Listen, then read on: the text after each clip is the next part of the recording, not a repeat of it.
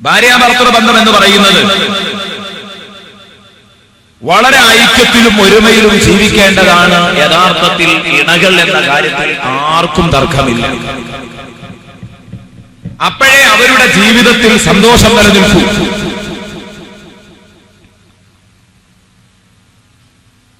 അല്ലാഹു സുബ്ഹാനഹു വ തആല അവന്റെ വിശുദ്ധ ഖുർആനിലൂടെ ഉണർത്തിയത് ഹുന്ന ലിബാസുൽ ലക്കും വ അൻതും ലിബാസുൽ ലഹുൻ.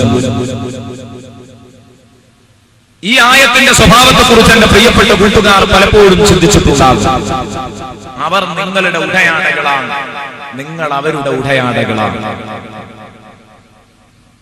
വിശുദ്ധ ഖുർആൻ പരിചയപ്പെടുത്തിയത് അങ്ങനെയാണ്. ഹുന്ന ലിബാസുൽ ലക്കും വ അൻതും ലിബാസുൽ ലഹുൻ.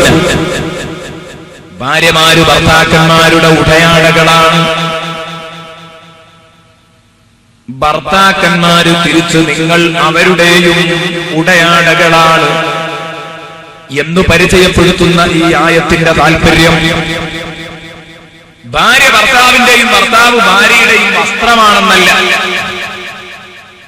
മറിച്ച് ഇവർ രണ്ടുപേരും ഉണ്ടായിരിക്കേണ്ട മാനസിക പൊരുത്തമാണ് ഇത് സൂചിപ്പിക്കുന്നത് എന്ന് തഫ്സീർ ഗ്രന്ഥങ്ങൾ അഭിപ്രായപ്പെട്ടത് നമുക്ക് കാണാം. അല്ലാതെ ഭാര്യയും ഭർത്താവും പൂർണ്ണ നഗ്നരായിട്ട് അവർ പരസ്പരം ഒട്ടിച്ചേർന്ന് നിന്നാൽ എന്താണോ നിങ്ങൾ ഔറത്ത് മറക്കാത്തതെന്ന് ചോദിക്കുമ്പോൾ ഈ ആയത്തോതി ന്യായീകരിക്കാൻ പറ്റില്ല. ഹുന്ന ലിബാസുൽ ലക്കും വ അൻതും ലിബാസുൽ ലഹുൻ. ഇപ്പറഞ്ഞതിന്റെ അർത്ഥം എന്താ? അത്രയും മാനസിക പൊരുത്തം നിങ്ങൾക്കിടയിൽ ഉണ്ടാവണം. എങ്ങനെ? ധാരിയും വസ്ത്രവും തമ്മിൽ വിട്ടുപിരിയാത്ത ബന്ധമാണ്. ആ ബന്ധമായിരിക്കണം ഉണ്ടാകേണ്ടത്. അതുകൊണ്ടാണ് ഖുർആൻ അവിടെ ലിബാസ് എന്ന പ്രയോഗം തന്നെ പ്രയോഗിച്ചത്. അല്ലെങ്കിൽ സിയാബ് എന്ന് പറയാമായിരുന്നു. ഹുന്ന സിയാബുൽ ലക്കും വ അൻതും സിയാബുൽ ലഹുൻ. ഇങ്ങനെ ഒരു പ്രയോഗം ഖുർആൻ പറഞ്ഞിട്ടില്ല. കാരണം എന്തുകൊണ്ട്?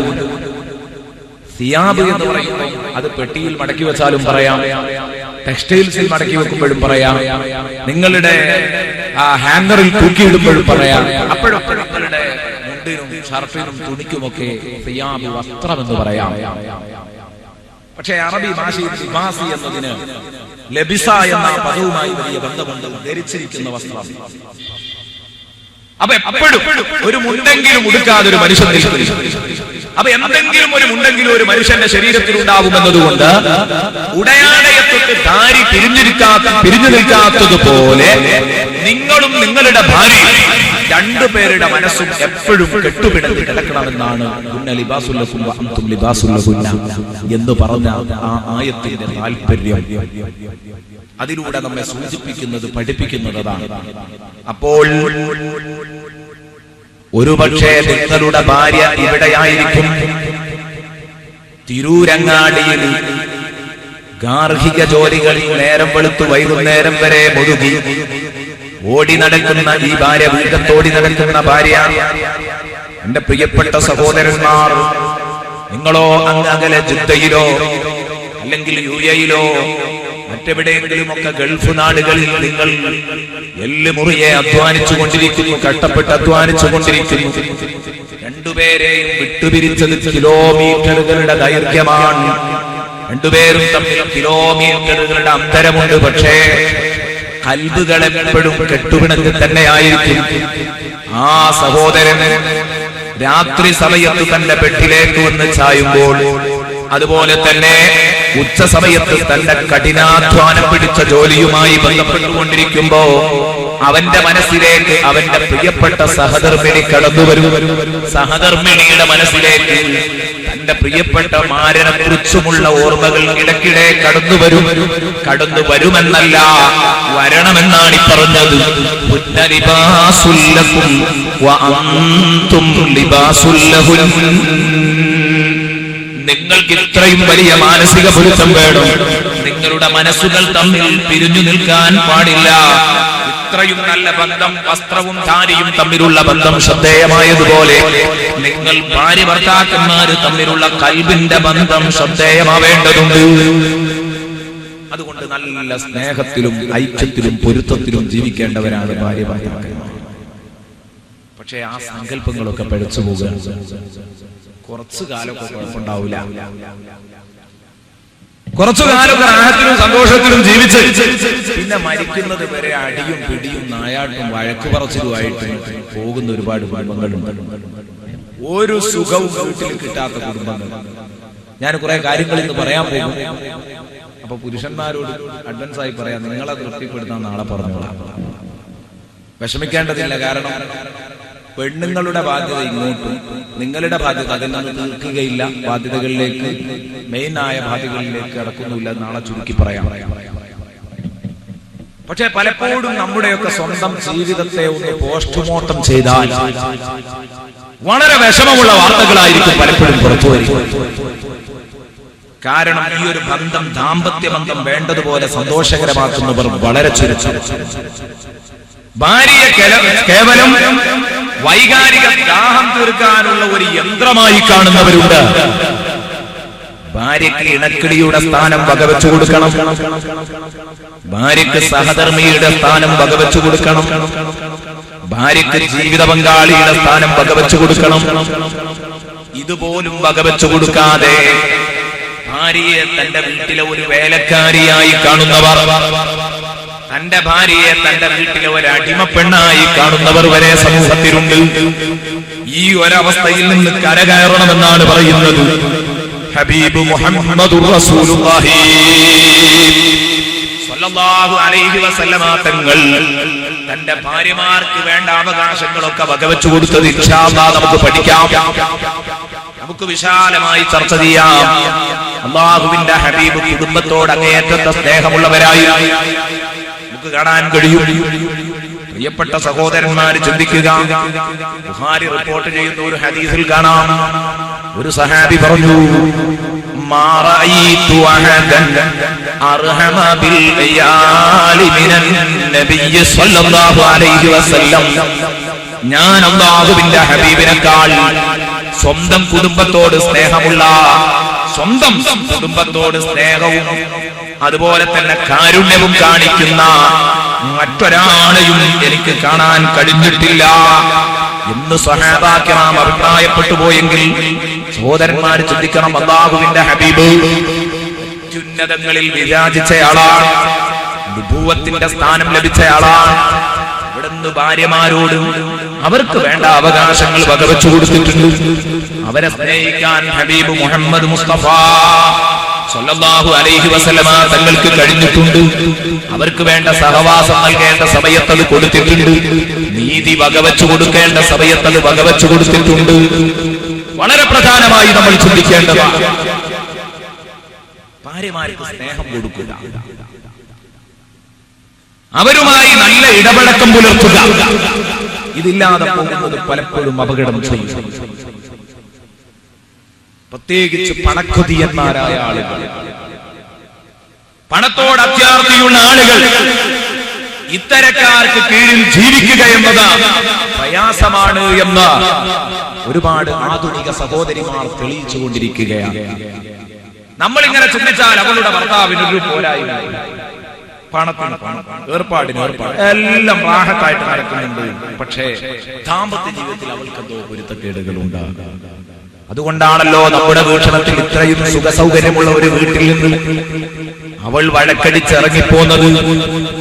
ആ ഭർത്താവിനെ ഉപേക്ഷിക്കാനുണ്ടായ സാഹചര്യം അതാണല്ലോ. അതുകൊണ്ടാണ് അങ്ങനെ സംഭവിച്ചത്.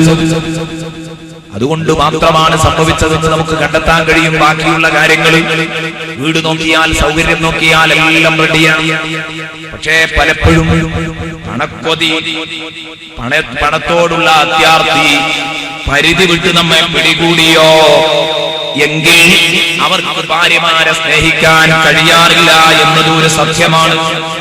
കാരണം എന്തുകൊണ്ട്? സ്ത്രീധനം കുറഞ്ഞു എന്ന പേരും പറഞ്ഞ്, സ്ത്രീധനം കുറഞ്ഞു എന്ന പേര് പറഞ്ഞ് ഭാര്യയെ അവർ പീഡിപ്പിക്കുന്നു. സ്ത്രീധനത്തെ കുറിച്ച് എന്ന് പറഞ്ഞാൽ ഭാര്യമാരുടെ ധനം, ആ ധനം ആഗ്രഹിച്ച് കല്യാണം കഴിക്കുന്നതിനെ കുറിച്ച് നാളെ എന്റെ ചർച്ചയിൽ കടന്നു വരും. ഞാൻ പറയുന്നത് പണക്കൊതിയന്മാരുടെ ദാമ്പത്യ ശൈലി, ദാമ്പത്യ ജീവിത ശൈലിയുടെ ഒരു ചെറിയ രൂപം. അവർ സ്ത്രീധനം പോരെന്ന് പറഞ്ഞ്, കുറഞ്ഞു എന്ന് പറഞ്ഞ് ഭാര്യയെ പീഡിപ്പിക്കും. ശാരീരികമായും മാനസികമായും അവരെ പട്ടിണിക്കിടും. കാരണം അത്യാർത്തി കൂടിക്കഴിഞ്ഞാൽ ഇതൊക്കെ സംഭവിക്കുമെന്ന കാര്യം ഉറപ്പാണ്. വീട്ടിൽ കഴിയുന്ന രൂപത്തിൽ ഭക്ഷണം കൊടുക്കാൻ, വസ്ത്രവും വാങ്ങിക്കൊടുക്കാൻ അവർ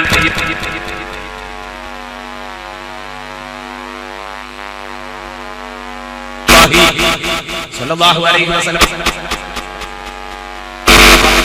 എനിക്കും എന്റെ കുട്ടികൾക്കും മതിയായത് തരുന്നില്ല. തരുന്നത് കൊണ്ട് ഒരിക്കലും മതിയാകുന്നില്ല. പിശുക്കനാണ് ഇയാൾ. അതുകൊണ്ട് ഞാൻ അയാളെ കാണാതെ എന്തെങ്കിലും വലിച്ചെങ്കിലേ ഒക്കുള്ളൂ. അതുകൊണ്ട് അത് ചെയ്യാൻ പറ്റുമോ നബിയെ എന്ന് ചോദിച്ചിട്ട് നബി സല്ലല്ലാഹു അലൈഹി വസല്ലം തങ്ങളുടെ അടുത്ത് ഫത്വ ചോദിച്ചു. അക്രമിക്കപ്പെട്ട പെണ്ണായത് കൊണ്ടാണ് ഇത് പറയേണ്ടത്. ലാ യുഹിബ്ബുല്ലാഹു അസ്സഹ്റ ബിസ്സൂഇ മിനൽ ഖൗൽ. എരപ്പുകെട്ട കാര്യങ്ങൾ, വളരെ വൃത്തികെട്ട കാര്യങ്ങൾ പരസ്യ പ്രഖ്യാപനം നടത്തുന്നത് അല്ലാഹുവിന് ഇഷ്ടമില്ല. നാളെ ഇൻഷാ അല്ലാഹ് ഇതേ ആയത്ത് വെച്ചിട്ട് നമ്മൾ മരുമക്കൾ സ്വന്തം വീട്ടിൽ നടക്കുന്ന കേസുകൾ അവരുടെ ഉമ്മമാരോട് പറഞ്ഞു കൊടുക്കരുത് എന്ന് ഞാൻ ഇൻഷാ അല്ലാഹ് പറയാം. കാരണം ചെറിയ ചെറിയ പ്രശ്നങ്ങൾ ഇങ്ങനെ ഊതി വീർപ്പിച്ച ഒരിക്കലും കേൾക്കാൻ സുഖകരമല്ലാത്ത കാര്യങ്ങൾ മറ്റുള്ളവരോട് പറയുന്നത് അല്ലാഹുവിന് ഇഷ്ടമില്ല. കേൾക്കാൻ സുഖകരമല്ലാത്ത കാര്യം പരസ്യപ്പെടുത്തുന്നത് അല്ലാഹുവിന് ഇഷ്ടമില്ല എന്ന് പറഞ്ഞതിൽ ചില ആളുകൾ അതിൽ ഒഴിച്ചു നിർത്തിയിട്ടില്ല. പീഡിതരൊഴികെ അവരാണ് വിഷയം പറയേണ്ടി വരും, അവകാശങ്ങൾക്ക് വേണ്ടി ശബ്ദിക്കേണ്ടി വരും. പീഡിതർക്ക് പറയാം. ആ കൂട്ടത്തിൽ ആയത്ത് ചർച്ച ചെയ്തപ്പോൾ പറഞ്ഞതാണ് അബൂ സുഫിയാന്റെ ഭാര്യ എന്ന് പറഞ്ഞ സംഭവം. കാരണം പീഡിപ്പിക്കപ്പെട്ട പെണ്ണായതുകൊണ്ട് ആ പീഡിത വനിതക്ക് തന്റെ കാര്യം നബിതങ്ങളോട് തുറന്നു പറയേണ്ടി വന്നു. അബൂ സുഫിയാനെ പറയുന്നത് അബൂ സുഫിയാൻ ഗീബത്താണ്, പക്ഷേ പറയാതിരിക്കാൻ നിർവാഹമില്ല. അതുകൊണ്ട് പറഞ്ഞതാണ്. റസൂലുള്ളാഹി ഫത്വയും കൊടുത്തു. റസൂലുള്ള പറഞ്ഞു, നിനക്കും നിന്റെ കുട്ടികൾക്കും മതിയായത് അതിക്രമിക്കാത്ത രൂപത്തിൽ ഓവറായി എടുക്കാതെ നീ എടുത്തെങ്കിൽ അത് തെറ്റല്ല എന്ന് സയ്യിദുനാ മുഹമ്മദുർ റസൂലുള്ളാഹി സ്വല്ലല്ലാഹു അലൈഹി വസല്ലമ തങ്ങൾ പറഞ്ഞു കൊടുക്കുകയും ചെയ്യുന്നു. എന്തിനാ ഞാൻ എന്റെ സുഹൃത്തുക്കളോട്, സഹോദരന്മാരോട് ഈ സംഭവം പറഞ്ഞത്? ഒരു നിലക്കും തന്നെ നമ്മുടെ ഭാര്യമാർക്ക് മതിയായ അളവിൽ ഭക്ഷണവും വസ്ത്രവും നമ്മൾ കൊടുത്തില്ലെങ്കിൽ അത് നമ്മുടെ സമ്പത്തിൽ നിന്ന് എടുക്കാനുള്ള അധികാരം വരെ സഹോദരിമാർക്കുണ്ട്. പറയുമ്പോ സംഗതി വിഷമായിരിക്കും.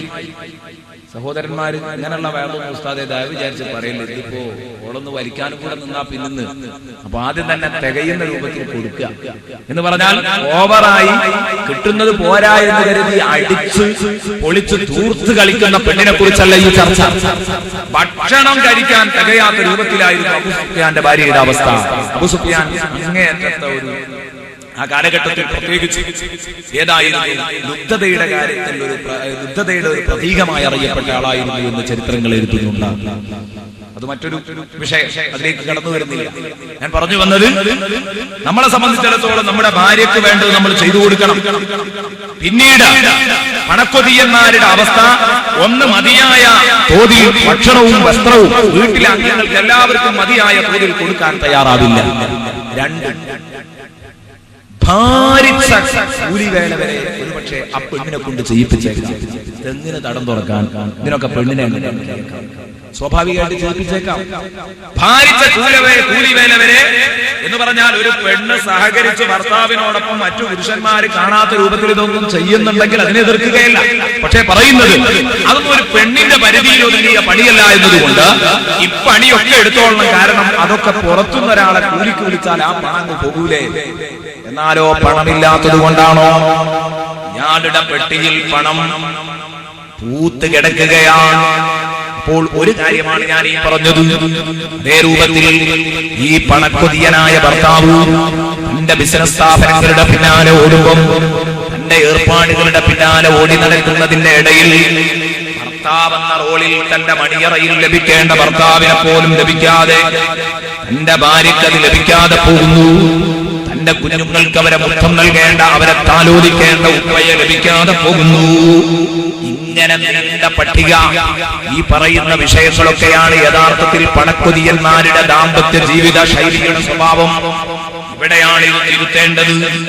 തെറ്റാണ്. ഇവിടെയാണ് ഇത് തിരുത്തേണ്ടത്. കാരണം എത്രയോ സഹോദരിമാര് ഈ വക പ്രവർത്തനങ്ങൾ സഹിക്കാൻ കഴിയാത്തതുകൊണ്ട്, ഇങ്ങനെയുള്ള അവഗണന സഹിക്കാൻ കഴിയാത്തതുകൊണ്ട് ആത്മഹത്യയിലേക്ക് എടുത്തുചാടുന്ന സഹോദരിമാരുണ്ട്.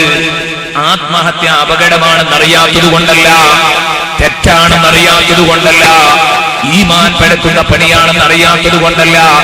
എന്തു പ്രയാസപ്പെട്ടാലും എന്റെ സഹോദരിമാരാ വേലയെടുക്കരുത്. ആത്മഹത്യയിലേക്ക് ഒരിക്കലും വരാൻ പാടില്ല. വിവരം കുറഞ്ഞതുകൊണ്ട് അല്ല, വിവേകത്തിന്റെ കുറവാണ്. യഥാർത്ഥത്തിൽ ഇന്നലെ പറഞ്ഞതുപോലെ വിവേകം കുറവായതുകൊണ്ടാണ് നിങ്ങൾ അങ്ങോട്ട് എടുത്തു ചാടുന്നത്.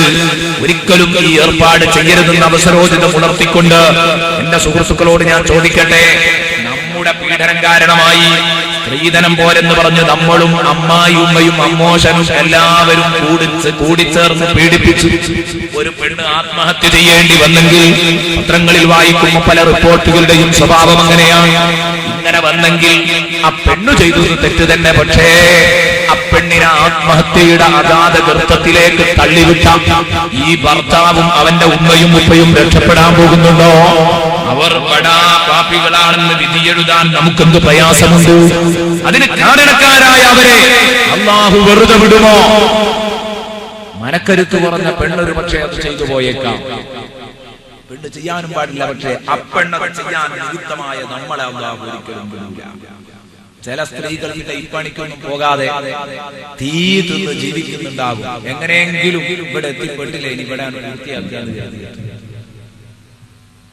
ചിലരൊക്കെ വിവാഹ മോചനം ഭർത്താവിനോട് ചോദിക്കും. ഒരിക്കലും പാടില്ലാത്ത കാര്യമാണ്. പക്ഷെ ഗതി കെട്ടാൽ എന്ത് ചെയ്യും? ഭർത്താവിനോട് വിവാഹമോചനം ചോദിക്കേണ്ട ഒരു അവസ്ഥയിൽ വരെ എത്തും. എന്നെ ഒന്ന് തീർത്തു തരുമോ എന്ന് ചോദിക്കേണ്ട ഒരു അവസ്ഥയിൽ വരെ എത്താറുണ്ട് ചില സഹോദരിമാർ. അതും ചോദിക്കാതെ കഴിഞ്ഞേക്കാം. കാരണം എന്താ? ഇത് വാങ്ങി പോകുന്നത് കൊടുക്കാം. വീട്ടിലേക്ക് ചെന്നാൽ ആങ്ങളാര് തീരെ സുഖല്ല. അപ്പൊ കയ്യൂക്കുള്ള ആങ്ങളാരെ പേടിച്ചിട്ട് ഒരു പക്ഷേ ഒന്നും മിണ്ടാതെ ഉമ്മാനും ഉപ്പാനും ഒക്കെ പേടിച്ചിട്ട് ഒരു പക്ഷേ ഈ വീട്ടിൽ തന്നെ കഴിയുന്നുണ്ടാകും. ഇതൊക്കെ കണ്ട് ഇത് നമ്മുടെ ഉഷാറാണെന്ന് അങ്ങനെ ചിലർക്കൊക്കെ ധാരണ ഉണ്ടാവും. എന്റെ പെണ്ണിനെ ഞാൻ എങ്ങനെ പീഡിപ്പിച്ചിട്ട് അവിടെ പോണില്ലല്ലോ. അതിന്റെ കാരണങ്ങൾ ഇതൊക്കെ. ഇങ്ങനെ കുറെ സാഹചര്യങ്ങൾ അതിന്റെ പിന്നിലുണ്ടാകും. ഇത് കണ്ട് ഞാൻ ഉഷാറാണെന്ന് വിലയിരുത്തുകയല്ല വേണ്ടത്, മറിച്ച് നമ്മൾ അവർക്ക് വേണ്ട അവകാശങ്ങൾ വകവെച്ചു കൊടുത്തില്ലെങ്കിൽ സംഗതി അപകടമാണ്.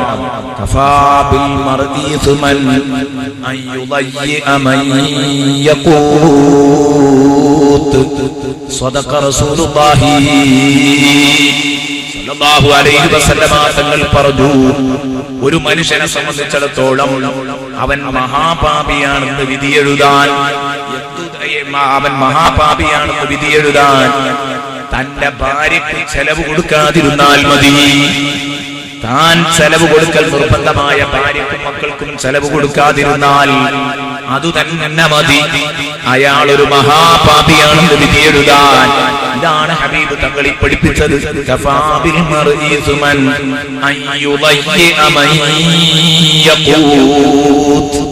അങ്ങനെ കുറെ ആളുകൾ പലപ്പോഴും തവക്കുലൊക്കെ കൂടിയിട്ടുണ്ട്. അങ്ങനെ ഒരു കൂട്ടം പറയാതിരിക്കാൻ പറ്റില്ല. ചിലരിങ്ങനെ നാട്ടിന്റെ നാനാഭാഗത്തു കൂടി ഇങ്ങനെ കറങ്ങി നടക്കുകയായിരിക്കും. ഇവിടെ ഈ മസാറിൽ കാണാം, പിന്നെ അവിടെ പോയി നോക്കിയാൽ അവിടെ അങ്ങേപുറത്ത് വേറൊരു മസാറിൽ കാണാം. വീട്ടിൽ ഒരു ഭാര്യ ഉണ്ട്, 4 കുട്ടികളുണ്ട്. ഇവരെ കാര്യം യാതൊരു ശ്രദ്ധയും.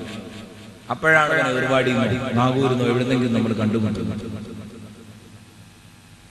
അദ്ദേഹത്തോട് ചോദിക്കുകയാണ്, അല്ല സുഹൃത്തേ, നിനക്ക് നിന്റെ നാട്ടിലൊരു പെണ്ണും കുട്ടുണ്ടല്ലോ, അവർ വളരെ കഷ്ടപ്പെട്ടാണ് ഇന്ന് കഴിയുന്നത്, നീ പോകുന്നതിന്റെ ആവശ്യം. ഇയാൾ സിയാറത്തിന് പോയിട്ട് കൊല്ലങ്ങളോടായി നടക്കന്നെ. അപ്പൊ അയാളുടെ മറുപടി, അതിനെന്താ ഉസ്താദേ, അതൊക്കെ പടച്ചോ നോക്കിക്കോളൂ, വിടൂല പടച്ചോ. ഇതൊന്നും പറയണ ഇവനെ പടച്ചോനും ഇവനെ വിടുന്നു കരുതണ്ട.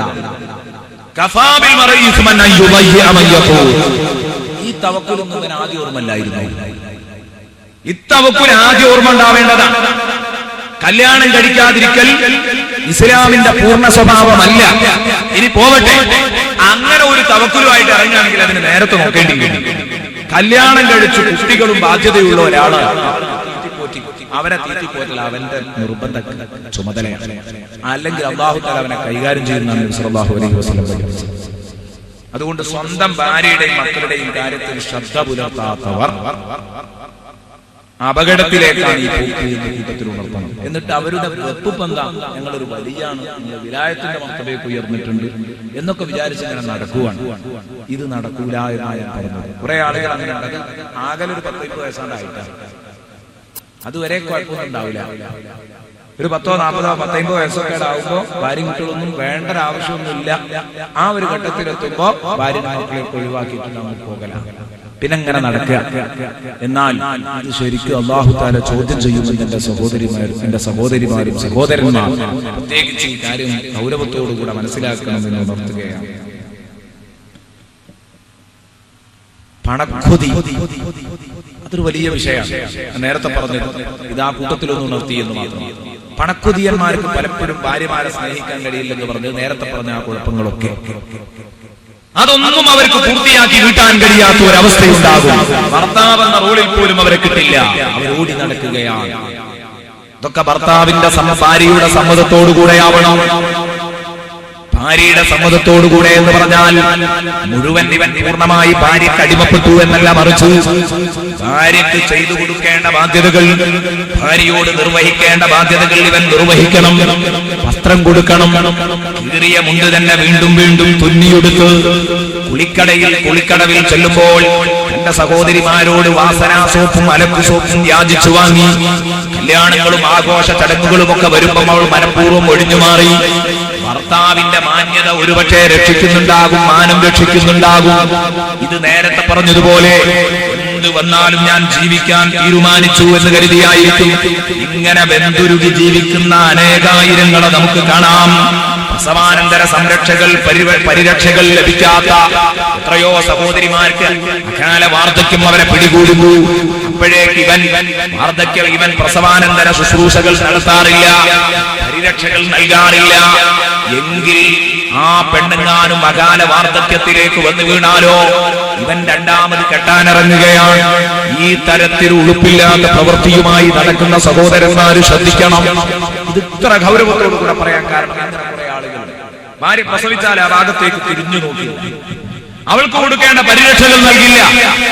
ഇതൊക്കെ അങ്ങ് മാറ്റിവെച്ചിട്ട് പിന്നെ അവൾ തനിക്ക് പോരെന്ന് തോന്നുന്ന വല്ല കുഴപ്പങ്ങളും ഉണ്ടെങ്കിലോ ശരീരത്തിന് വേണ്ടതുപോലെ നോക്കാതെ പിന്നെ വേറെ ഒന്ന് കെട്ടുന്നു, അതും ശരിയല്ലെങ്കിൽ വേറെ ഒന്ന് കെട്ടുന്നു. ഇസ്ലാമിനെ അനുവദിച്ചു എന്ന് പറഞ്ഞ ഇത് ദുരുപയോഗം ചെയ്യുന്ന കുറെ ആളുകൾ. കല്യാണം ബഹുഭാരിത്വത്തെ എതിർക്കുകയല്ല, പക്ഷെ ഒരിക്കലും ദുരുപയോഗം ചെയ്യരുത്. ഭാര്യ ഒന്നുള്ളതോടുകൂടെ തന്നെ 1, 2, 3, 4 വരെ ആവാമെന്ന് പറഞ്ഞത് അത് നീതി പാലിക്കാൻ കഴിയുമെങ്കിൽ നിങ്ങൾക്കാവാം. പക്ഷെ ആ കയ്യോ ഇല്ലേ 100 വട്ടം ശ്രദ്ധിച്ചിട്ടേ ആ ഏർപ്പാടിന് ഇറങ്ങാവൂ എന്നും കൂടെ കൂട്ടത്തിൽ ഉണർത്തുകയാണ്. ഇനി ഈ നമുക്ക് പറ്റുന്ന ഏറ്റവും വലിയ കുഴപ്പം ഈ ഒരു വിഷയമാണ്, അത്യാഗ്രഹം. ഈ അത്യാഗ്രഹം മനുഷ്യരിൽ എന്നാണോ ഉള്ളത്? ആർത്തിയുള്ള മനുഷ്യന്റെ ജീവിത പാടുകളിൽ മുഴുവനും നിങ്ങൾ ദാരിദ്ര്യത്തിന്റെ നിഴൽപ്പാടുകൾ കാണും. തങ്ങളുടെ ഹദീസ് ശ്രദ്ധിക്കൂ. എന്തിനാ ഞാനിത് പറയുന്നത്? ഒരു മാറ്റം വരാൻ, എന്റെ സഹോദരന്മാരുടെ ജീവിതത്തിൽ ഒരു മാറ്റം വരട്ടെ. ഇയ്യാകും വത്തമഅ ഫഇന്നഹു ഹുവൽ ഫഖർ സദഖ മുഹമ്മദുർ റസൂലുള്ളാഹി. നബി തങ്ങൾ പഠിപ്പിച്ചതാണ്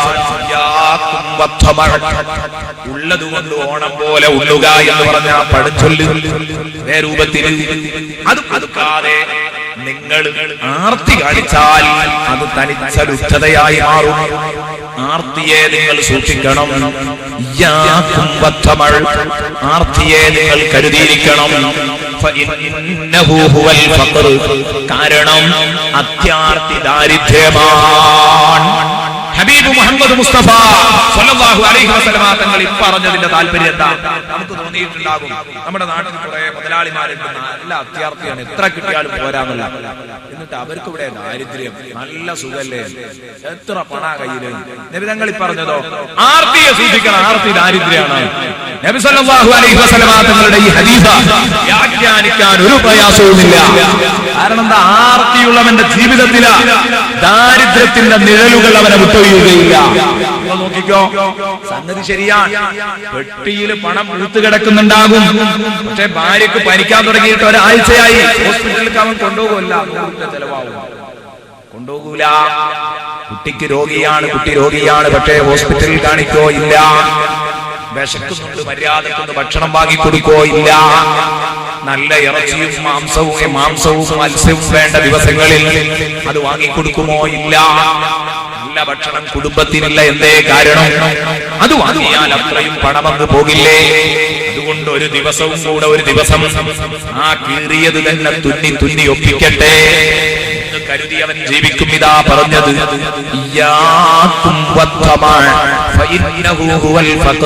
പെട്ടിയിൽ പണം പൂത്തുകിടക്കും, പക്ഷേ അവന്റെ ജീവിതം ദാരിദ്ര്യത്തിന്റെ അതേ ഒരു പരമദരിദ്രന്റെ ജീവിതമായിരിക്കും. കൂലിപ്പണിക്കാരൻ അവന്റെ ഭാര്യയെ ഇതിലേറെ മട്ടത്തിൽ നോക്കുന്നുണ്ടാകും. പക്ഷേ ഈ മുതലാളിയുടെ ഭാര്യയോ സുഖമില്ലാതെയായാൽ ഹോസ്പിറ്റലിൽ കൊണ്ടുപോകില്ല. ആവശ്യം വരുന്ന സമയത്ത് വേണ്ട ശുശ്രൂഷകൾ നൽകില്ല. കാരണം അപ്പൊ ഒരു പരമദരിദ്രന്റെ ഭാര്യയായിരുന്നു നല്ലത് ഈ പെണ്ണിന് തോന്നിപ്പോകും. സല്ലല്ലാഹു അലൈഹി വസല്ലം തങ്ങൾ ഇത് വിവാഹവുമായി ബന്ധപ്പെട്ട് പറഞ്ഞ ഒരു ഹദീസല്ല, പൊതുപ്രഖ്യാപനമായി പറഞ്ഞതാണ്. അത് നമ്മളൊക്കെ എപ്പോഴും ശ്രദ്ധിക്കേണ്ടതാണ്. ആർത്തി കൂടിയാൽ ആവശ്യത്തിന് ചെലവഴിക്കില്ല. അപ്പൊ ഒരു ഫഖീറിന്റെ ജീവിതമായിരിക്കും. ചെരുപ്പ കേടുവന്നിട്ടുണ്ട്, ഒന്ന് മാറ്റാം, മാറ്റൂല, അങ്ങനെ ഒപ്പിച്ച് നടക്കും. കാരണം എന്താ? അതിന് പൈസ കൊടുക്കേണ്ടത്. അപ്പൊ ഒരു ഫഖീറിന്റെ വീട്ടുണ്ടാവും കണ്ടാൽ. ഇതാണ്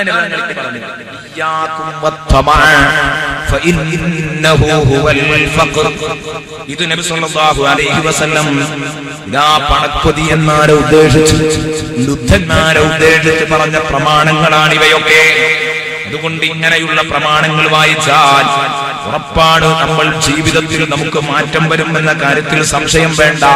ബഹുമാനപ്പെട്ട സയ്യിദുനാ അബൂ ഹുറൈറ റളിയല്ലാഹു അൻഹു പറഞ്ഞത് കാണാം, ലൈസൽ ഗിനാ അൻ കസറത്തിൽ അർദ് വലാകിന്നൽ ഗിനാ ഗിനൻ നഫ്സ്. സമൃദ്ധി എന്ന് പറയുന്നത് ചരക്കുകളുടെ ആധിക്യത്തിലല്ല. പെട്ടിയിൽ പണം ലക്ഷക്കണക്കിനുണ്ട്, അതുകൊണ്ട് അതിന് സമൃദ്ധി എന്ന് പറയൂല. വരുമാനം ഇഷ്ടം പോലെ ഉണ്ട്, അതിന് സമൃദ്ധി എന്ന് പറയൂല. വലാകിന്നൽ ഗിനാ ഗിനൻ നഫ്സ്. പിന്നെയോ സമൃദ്ധി എന്ന് പറയുന്നത് മനസ്സിന്റെ സമൃദ്ധിയാണ് സമൃദ്ധി എന്ന് ശഫീഉനാ മുഹമ്മദുർ റസൂലുള്ളാഹി. അവിടെയാണ് നമ്മൾ ചിന്തിക്കേണ്ടത്. 1000-2000 രൂപ ജീവിക്കുന്നവർ സുഖമായിട്ട് പക്ഷേ കുടുംബത്തിലൊന്നുണ്ടാവും, നല്ല റാഹത്തിലും ഭാര്യക്ക് സന്തോഷമായിരിക്കും, കുട്ടികൾക്ക് സന്തോഷമായിരിക്കും. അതാണ് മാനസിക സമൃദ്ധി, അതാണ് സമൃദ്ധി. ഇനി 50,000 രൂപ ഒരു മാസത്തിൽ അവർ വരുമാനമുണ്ട്. ഇങ്ങനെ പുറത്ത് ഒരാൾക്കോ 3000-4000 രൂപ വരുമാനമാണ്. പക്ഷേ ഈ 50,000 രൂപ വരുമാനമുള്ളവരെ ഒന്നുക്ക് പെണ്ണുങ്ങൾ, അല്ലെങ്കിൽ കുട്ടികൾ, അല്ലെങ്കിൽ പേരക്കുട്ടികൾ, അല്ലെങ്കിൽ ഉമ്മ, അല്ലെങ്കിൽ ഹോസ്പിറ്റലിൽ നിന്ന് പോരാൻ ഇവന് വല്ല സമാധാനം, മറ്റവനോ സുഖമായിട്ട് ഇവനോ ഹോസ്പിറ്റലിൽ കൊണ്ടിടാനേതുണ്ടാവും. ഇതാണ് കുറെ എല്ലാത്തിനും മനസ്സിന് സമാധാനം. അല്ലാഹു നമുക്കൊക്കെ മനസ്സിന് സമൃദ്ധിയുള്ള വിഭാഗത്താണ് നമ്മൾ ഉൾപ്പെടുത്തേണ്ടത്. അതാണ് ഏറ്റവും വലിയ ഉള്ളതിൽ പറക്കുക. കുറെ ഉണ്ടാവലല്ല, ഉള്ളതിൽ പറക്കുക. എന്നിട്ട് മനസ്സിന് നല്ല സമൃദ്ധി കിട്ടുക, സന്തോഷം കിട്ടുക, സമാധാനം കിട്ടുക. ബുഖാരി റിപ്പോർട്ട് ചെയ്ത ഹദീസാണ്, ലൈസൽ ഗിനാ അൻ കസറത്തിൽ അർദ് വലാകിന്നൽ ഗിനാ ഗിനൻ നഫ്സ്. അതുകൊണ്ട് മാനസിക സമൃദ്ധിയാണ് സമൃദ്ധി. അതിനെന്തൊക്കെ വേണം? മാനസിക സമൃദ്ധി കിട്ടണമെങ്കിൽ നേരത്തെ പറഞ്ഞ കാര്യങ്ങളൊക്കെ സൂക്ഷിക്കേണ്ടി വരും. വിശപ്പടങ്ങണം, ദാഹമടങ്ങണം, മനസമാധാനം വേണം. അതുകൊണ്ട് ഭർത്താവ് എന്ന റോളിൽ നിന്റെ ഭാര്യയ്ക്ക് ലഭിക്കണം. അവൾക്ക് ഭക്ഷണം കിട്ടണം, അവൾക്ക് വെള്ളം കിട്ടണം, അവൾക്ക് ഡ്രസ്സ് കിട്ടണം. ഇതൊക്കെ ഉണ്ടാകുമ്പോഴേ ഒരു ഭർത്താവിന്, അതാ ഞാൻ പറഞ്ഞത്, ഉള്ളതുകൊണ്ട് സന്തോഷത്തോടെ ജീവിക്കാൻ കഴിഞ്ഞോ നിങ്ങളുടെ ഭാര്യയ്ക്കും കുട്ടികൾക്കും സന്തോഷമാണ്, നിങ്ങളുടെ ജീവിതത്തിൽ റാഹത്തായിരിക്കും. ഇതില്ലാത്ത പക്ഷം അവന്റെ ഓരോ നീക്കത്തിലും ദാരിദ്ര്യത്തിന്റെ പാടുകൾ പ്രകടമാകും. ഇതാണ് ഹബീബ് മുഹമ്മദ് മുസ്തഫ സല്ലല്ലാഹു അലൈഹി വസല്ലമ തങ്ങൾ നമ്മെ പഠിപ്പിച്ചത്. ഏത്? ഈ ത്വമൈനെ, അഥവാ അത്യാർത്തിയെ നീ കരുതിക്കോ, അത്യാർത്തി അപകടമാണ് കേട്ടോ, അത് ദാരിദ്ര്യമാണ് എന്ന് പഠിപ്പിച്ച തിരുവചനം സയ്യിദുനാ വ ഹബീബുനാ മുഹമ്മദുർ റസൂലുള്ളാഹി തങ്ങളുടെ വചനം എത്ര പ്രസക്തമാണ്. ഒരൊറ്റ ഹദീസ് കൂടെ ഞാൻ വായിക്കാം. എന്തിനും ജീവിതത്തിൽ നമുക്കൊരു മാറ്റം വരാൻ. ഹബീബ് ബഹുമാനപ്പെട്ട അബൂദർ റളിയല്ലാഹു അൻഹുവിനെ വിളിച്ചു വരുത്തിയിട്ട് ഒരു ദിവസം വസിയ്യത്ത് ചെയ്ത കാര്യം അബൂദർ റളിയല്ലാഹു അൻഹു പറഞ്ഞു, എന്നോട് എന്റെ ഹബീബ് ഒരിക്കൽ പറഞ്ഞു, ഔസാനി ഖലീലി ബിസബ്ഇ, എന്റെ സ്നേഹിതൻ എന്നോട് 7 കാര്യങ്ങൾ എന്റെ സ്നേഹിതൻ എന്നോട് വസിയ്യത്ത് ചെയ്തു, എന്നെ ഉപദേശിക്കുകയുണ്ടായി. ബിഹുബ്ബിൽ ഫുഖറാഇ വൽ മസാകീൻ, ദരിദ്രരെയും സാധുക്കളെയും സ്നേഹിക്കണം. 7 കാര്യമാണ് എന്നോട് പറഞ്ഞത്. ഇത് അത്യാർത്ഥിയുള്ളവർക്ക് ആ രോഗം സുഖപ്പെടാൻ നല്ലതാണ്. ഈ ഹദീസ് ഞങ്ങൾ പറഞ്ഞു 7 കാര്യം. അബൂദർ പറഞ്ഞു എന്നോട് നബി 7 കാര്യം, ബിഹുബ്ബിൽ ഫുഖറാഇ വൽ മസാകീൻ, സാധുക്കളോടും ദരിദ്രരോടും സ്നേഹം ഉണ്ടാകണം. സ്നേഹം ഉണ്ടായാ പോരാ, ഞാൻ അവരോട് ഒട്ടി നിൽക്കണം. അടുത്ത് എന്നോട് പറഞ്ഞു, ദൂരെ നിന്ന് സ്നേഹിക്കാനും അവർക്ക് വേണ്ടി പ്രസംഗിക്കാനും പിരിവെടുക്കാനും സഹായിക്കാനും ഒക്കെ നമുക്ക് കഴിഞ്ഞേക്കാം. പക്ഷേ യഥാർത്ഥ സാധുവിന്റെ ജീവിത ശൈലി എന്താണെന്ന് അറിയണമെങ്കിൽ അവനോടൊപ്പം ഒട്ടി നിൽക്കണം. ഒരു ദിവസം ഒരു മുന്നറിയിപ്പില്ലാതെ അവന്റെ വീട്ടിലേക്ക് ഭക്ഷണത്തിന്റെ സമയത്ത് കയറി ചെന്ന് നോക്കുന്നു. അതിഥിയാകുന്ന നിന്നെ മാന്യമായി ഒന്ന് സൽക്കരിക്കാൻ അവൻ കഷ്ടപ്പെടുന്നത് നമുക്ക് കാണാം. അവൻ എടുത്തു വെച്ച കഴിച്ചുകൊണ്ടിരിക്കുന്ന ഭക്ഷണത്തിന്റെ സമയത്ത് നീ അങ്ങ് കയറി ചെന്നാൽ അവൻ കഴിക്കുന്ന ഭക്ഷണം കണ്ടാൽ നിന്റെ വിഭവസമൃദ്ധമായ ഭക്ഷണത്തിന്റെ ഒരു ഭാഗം ഈ പാവപ്പെട്ട സഹോദരന് വേണ്ടി നീ നീക്കി വെക്കും. ഇതിനാണ് അതിന് സാധുക്കളുടെ വിഷമം എന്താണെന്നറിയണം. അവൻ പുറത്തേക്ക് ഇങ്ങനെ ഇറങ്ങുമ്പോൾ തുണിപ്പായം തേച്ചിട്ടുണ്ടാവും. മുത്തുക്കാട് നോക്കിയാൽ നമ്മളെക്കാൾ സുഖമായിരിക്കും. അതങ്ങനെയാ മാന്യന്മാരങ്ങനെയാണ്, പറയിപ്പിച്ചുകൊണ്ട് ഇങ്ങനെ നടക്കൂല. മാന്യന്മാർ പുറത്തിങ്ങനെ ഇറങ്ങുമ്പോൾ നല്ല റാഹത്തുണ്ടാവും കാണാൻ, പക്ഷെ ഉള്ളിലെ കഥ കുമ്പളങ്ങയായിരിക്കും. അതുകൊണ്ട് ഇങ്ങനെയുള്ള ആളുകളെ നമ്മൾ മനസ്സിലാക്കിയിട്ട് അവരോട് അടുത്ത് നിൽക്കുമ്പോഴേ മനസ്സിലാക്കാൻ കഴിയുള്ളൂ. അതിനാണ് ഗ്രഹങ്ങളത് പറഞ്ഞത്, സാധുക്കളോട് ഞാൻ ഒട്ടി നിൽക്കണം, അടുത്തു നിൽക്കണം എന്നും എന്നോട് പറഞ്ഞു.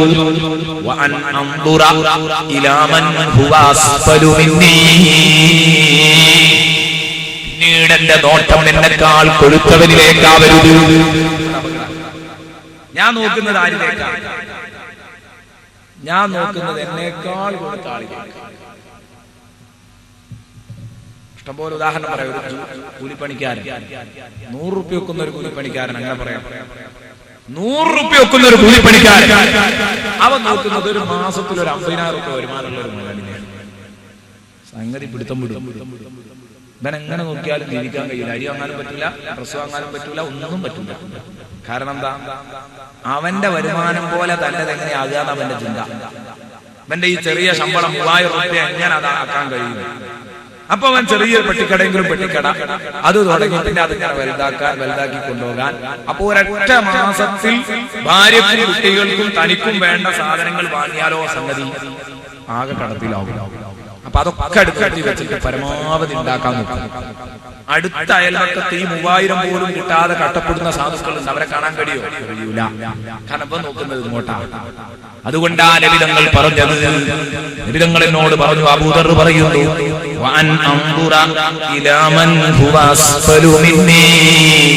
എന്നെക്കാൾ താഴെയുള്ളവനിലേക്ക് നോക്കണം.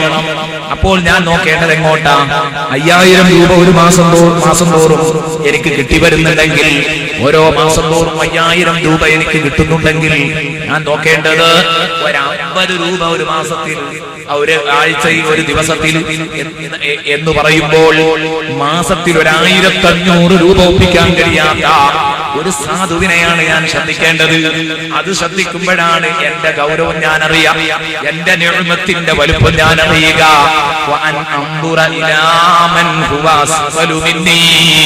നബിതങ്ങൾ എത്ര തികഞ്ഞ സൈക്കോളജിസ്റ്റാണ്, ഹബീബ് ഇത്രമാത്രം തികഞ്ഞ മനഃശാസ്ത്രജ്ഞനാണ്. എന്റെ കൂട്ടുകാർ ശ്രദ്ധിക്കുക. അങ്ങനെയാണ് നോക്കിയാൽ പ്രശ്നം ഉണ്ടാവില്ല. അപ്പൊ നമുക്ക് തോന്നും, എനിക്ക് 5000 ഞാനൊരു 1000 റുപ്യ കൊടുക്കട്ടെ, തോന്നി കിട്ടിയ രക്ഷപ്പെട്ടില്ലേ, ആ സാധു രക്ഷപ്പെട്ടില്ലേ. അപ്പൊ നബിതങ്ങൾ ശരിക്ക് സൈക്കോളജിക്കലായിട്ട് ആ കാര്യങ്ങൾ പറയുന്നത്. എന്നേക്കാൾ താഴ്ന്നവനിലേക്ക് നോക്കണം, എന്നേക്കാൾ കൊഴുത്തവനിലേക്ക് നോക്കരുതെന്ന് ഹബീബനോട് പറഞ്ഞു. എന്റെ കുടുംബത്തെ ഞാൻ ചേർക്കണമെന്ന് പറഞ്ഞു. അവരെന്നെ മുറിച്ചു പോയാലും, അവരെന്നോട് ക്രൂരത കാണിച്ചാലും ഞാൻ അവരെ ചേർത്ത് പിടിക്കണമെന്ന് പറഞ്ഞു.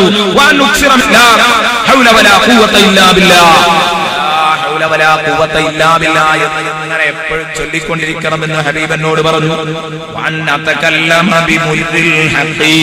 മാത്രമല്ല കഴിക്കുന്ന യാഥാർത്ഥ്യം, സത്യം പറയുമ്പോൾ ചിലപ്പോൾ കഴിക്കും, പക്ഷേ ആ കഴിക്കുന്ന യാഥാർത്ഥ്യങ്ങൾ തുറന്നു പറയണമെന്നും ഹബീബനോട് പറഞ്ഞു. വലാ തൗഹുദനി ഫില്ലാഹി ലൗമതു ലൈം, അല്ലാഹുവിന്റെ കാര്യത്തിൽ, ദീനിന്റെ കാര്യത്തിൽ ഒരൊറ്റ കുട്ടിയുടെയും ഒരാക്ഷേപത്തിന്റെയും ആക്ഷേപം ഭയപ്പെടേണ്ടതില്ല. ദീൻ പറയുന്നിടത്ത് ഒരൊറ്റ കുട്ടിയെയും പേടിക്കേണ്ടതില്ല. ആരെതിരായാലും നീ അത് പറയണം. ഞങ്ങളോടൊന്നും നീ യാചിക്കരുത്, ഞാൻ യാചിക്കരുതെന്നും റസൂലിനോട് വസിയ്യത്ത് ചെയ്തു എന്ന് ബഹുമാനപ്പെട്ട അബൂദർ റളിയല്ലാഹു അൻഹു ഉണർത്തി. ഇവിടെ ഞാനിത് പറഞ്ഞു വന്നതാ, നമ്മുടെ രോഗം സുഖപ്പെടാൻ, അത്യാർത്തിയുടെ രോഗം സുഖപ്പെടാൻ നബിതങ്ങൾ കൊടുത്ത 2-3 നിർദ്ദേശം കണ്ടോ നിങ്ങൾ? സാധുക്കളെ സ്നേഹിക്കുക, സാധുക്കളോട് ഒട്ടി നിൽക്കുക, അവരുടെ കഷ്ടപ്പാട് അറിയുക, നിന്നെക്കാൾ താഴവനിലേക്ക് നോക്കുക, നിന്നെക്കാൾ കൊഴുത്തവനെ നോക്കാതിരിക്കുക. ഇത്ര നല്ല ഉപദേശമാണത്. ഇത് മാത്രം ജീവിതത്തിൽ പകർത്തിയാൽ നമുക്ക് രക്ഷപ്പെടാൻ കഴിയും. ഇതില്ലാതിരിക്കുമ്പോഴാണ്, തന്നേക്കാൾ കൊഴുത്തവനിലേക്ക് നോക്കുമ്പോഴാണ് ഞാൻ നേരത്തെ പറഞ്ഞ നട്ടോട്ടോടുക. അവിടെ ഭാര്യക്ക് ഭർത്താവിന് നഷ്ടപ്പെടുന്നു, കുട്ടികൾക്ക് ആ വാത്സല്യം തരേണ്ട ഉപ്പയെ നഷ്ടപ്പെടുന്നു. തന്റെ കച്ചവടത്തിന്റെ പിന്നാലെ കച്ചവടം വലുതാക്കാൻ, കച്ചവട സ്ഥാപനങ്ങൾക്ക് വീണ്ടും ബ്രാഞ്ചുകളിടാൻ നട്ടോട്ടമോടുകയാണിവർ. ഇതിന്റെ ഇടയിൽ ഇവർക്കെല്ലാം ഈ വക കാര്യങ്ങളെല്ലാം മിസ്സായി പോകുന്നത് നമുക്ക് കാണാം. ഇതില്ലാതിരിക്കാൻ വേണ്ടിയാണ് സുഹൃത്തുക്കളെ ഇത് പറഞ്ഞത്. ആർത്തിയുടെ ദോഷവശം ഇത്ര വലുതാണെന്ന് ഈ പറഞ്ഞ വിഷയത്തിൽ നിന്ന് നിങ്ങൾക്കും എനിക്കും ഉൾക്കൊള്ളാൻ കഴിയും. ഭാര്യ ഭർത്തൃ ബന്ധമെന്ന് പറയുന്നത് ഒരിക്കലും തട്ടിയുടഞ്ഞു പോകാൻ പറ്റാത്ത രൂപത്തിലുള്ള ഒരു വിശുദ്ധമായ ബന്ധമാണെന്ന് നേരത്തെ തന്നെ എന്റെ കൂട്ടുകാരോട് ഞാൻ പറഞ്ഞു. സ്ത്രീയും പുരുഷനും ഒരുമിച്ച് ജീവിക്കുന്നത് യഥാർത്ഥത്തിൽ ലൈംഗിക വീഴ്ചയ്ക്ക് വേണ്ടി മാത്രമല്ല, അതാ വിശുദ്ധമായ ബന്ധത്തെ കൂടുതൽ ഊട്ടിയുറപ്പിക്കുന്ന ഒരു പ്രധാന ഘടകമാണെന്ന് മാത്രം അവിടെ നിൽക്കുന്നില്ല. ആ ബന്ധത്തിലെ ആകർഷകമായ ഒരു ഘടകമാണെന്നതിന് പുറമെ പ്രകൃതി തന്നെ അവരെ സൃഷ്ടിച്ചിരിക്കുന്നത് ഇങ്ങനെ പരസ്പര പൂരകങ്ങളായിട്ടും പരസ്പരം ആകർഷണമുള്ള ഇണകളായിട്ടുമാണ്. ആണിലും പെണ്ണിലും, എല്ലാ ആണിലും പെണ്ണിലുമുള്ള, ആണിലും പെണ്ണിലും രണ്ടുപേരിലും നമുക്ക് ഈ ഒരു ആകർഷണീയത എപ്പോഴും കണ്ടുകൊണ്ടിരിക്കും. എന്നല്ല, തന്റെ സന്താനോൽപാദനത്തിന്റെ അടിവേരായിട്ടാണ് യഥാർത്ഥത്തിൽ ഈ ലൈംഗിക വീഴ്ച നിൽക്കുന്നത്. അതിനുവേണ്ടി മാത്രം യഥാർത്ഥത്തിൽ ആ ബന്ധത്തിനാണ് വിശുദ്ധി. മാതാപിതാ ഭാര്യാഭർത്തൃ ബന്ധം എന്ന് പറയുന്നത് വല്ലാത്തൊരു ബന്ധമാണ്. ഉള്ളു തുറന്ന് പരസ്പരം സംസാരിക്കുന്ന ബന്ധം, കാര്യങ്ങൾ പങ്കുവെക്കുന്ന ബന്ധം, സന്തോഷ സന്താപങ്ങൾ പങ്കുവെക്കുന്ന ബന്ധം. ആ ബന്ധമായിരിക്കണം ഭാര്യയ്ക്കും ഭർത്താവിനുമുള്ളത്. നിങ്ങൾ വലിയ ജോലിഭാരം കഴിഞ്ഞ് തിരിച്ചെത്തുകയാണ്. എത്രയോ വലിയ ജോലിഭാരം കഴിഞ്ഞ് തിരിച്ചെത്തുന്ന സമയത്ത് നിങ്ങളുടെ പ്രിയപ്പെട്ട ഭാര്യയുടെ അടുത്തേക്ക് നിങ്ങളങ്ങ് ചെന്ന് മര്യാദക്കുള്ള ഒരു ഭാര്യയാണോ, ആ ഭാര്യയുടെ പുഞ്ചിരി എന്ന് കാണേണ്ട താമസം ജോലിഭാരങ്ങളൊക്കെ നിങ്ങൾ മറക്കും. നമ്മൾ നമ്മുടെ കഷ്ടപ്പാടുകൾ മറക്കുന്നത് നമ്മുടെ ഇണക്കിളികളെ കാണുമ്പോഴാണ്, നമ്മുടെ ജീവിത പങ്കാളിയെ കാണുമ്പോഴാണ്. ആണും പെണ്ണും അവരുടെ വിഷമം മറന്നു പോകുന്നത്. ആണ് തന്റെ ജോലിയുടെ ഭാരം മറക്കുന്നത്. തന്റെ ഭാര്യ ഒരു ഗ്ലാസ് വെള്ളം തനിക്ക് കൊണ്ടുവന്ന് തരുന്നതോടുകൂടാതെ കഴിഞ്ഞില്ല. ഒരുപക്ഷേ സ്വാഭാവിയായ അമ്മായി ഉമ്മയുടെ പീഡനം സഹിച്ചു നേരം എങ്ങനെയോ തള്ളി ഇരുട്ടാക്കിയ ഈ സഹോദരി എന്റെ അടുത്തേക്ക് കയറി വന്ന ഭർത്താവിനെ കാണുമ്പോഴേക്ക് അതൊക്കെ മറന്നുപോയി. ഖുർആൻ പറയുന്നത് നോക്ക്, വമിൻ ആയാതിഹി അൻ ഖലഖലകും മിൻ അൻഫുസികും അസ്വാജാ ലിതസ്കുനൂ ഇലൈഹാ വജഅല ബൈനകും മവദ്ദതൻ വറഹ്മാ. എന്തിനാണ് പരിശുദ്ധമായ ബന്ധം? അതിന്റെ കാരണം പറഞ്ഞിട്ടുണ്ട് ഈ ആയത്തിൽ. ഖുർആൻ വ്യക്തമായി പറഞ്ഞു, പടച്ച റബ്ബിന്റെ ദൃഷ്ടാന്തങ്ങളിൽ പെട്ടതാണ്, അല്ലാഹുവിന്റെ മഹാത്ഭുതങ്ങളിൽ പെട്ടതാണ്. അൻ ഖലഖലകും മിൻ അൻഫുസികും അസ്വാജാ, നിങ്ങളിൽ നിന്ന് തന്നെ നിങ്ങൾക്ക് ഇണകളെ സൃഷ്ടിച്ചു തന്നു. വൈകാരിക ദാഹം തീർക്കാൻ മനുഷ്യ വിഭാഗത്തിലെ ഇണകൾ തന്നെ ആവണമെന്നില്ല. പാശ്ചാത്യ സംസ്കാരങ്ങളൊക്കെ വിളിച്ചറിയിക്കുന്നതാണ് മാന്യതയ്ക്ക് നിരക്കാത്ത ഏർപ്പാടാണെങ്കിലും മറ്റു ജന്തുക്കളാകാം, ജീവികളാകാം, വൈകാരിക ദാഹം തീർക്കാൻ. പക്ഷെ അതല്ല, നിങ്ങളിൽ നിന്നുള്ള ഇണകളെ നിങ്ങൾക്ക് എന്തിനു തന്നു? ആ പ്രയോഗം പ്രസക്തമാകുന്നത് അവിടെയാണ്.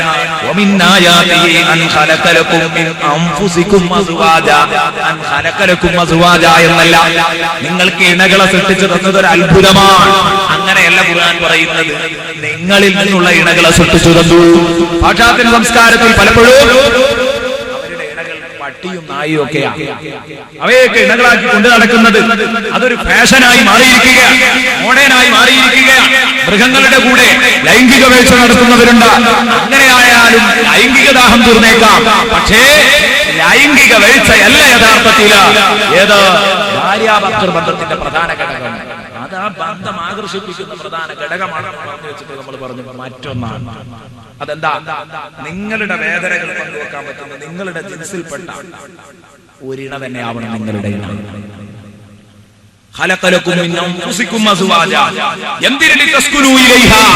അപ്പോഴേ നിങ്ങൾക്ക് നിങ്ങളുടെ ഇണകളിലേക്ക് ശാന്തി തേടിച്ചെല്ലാണ്.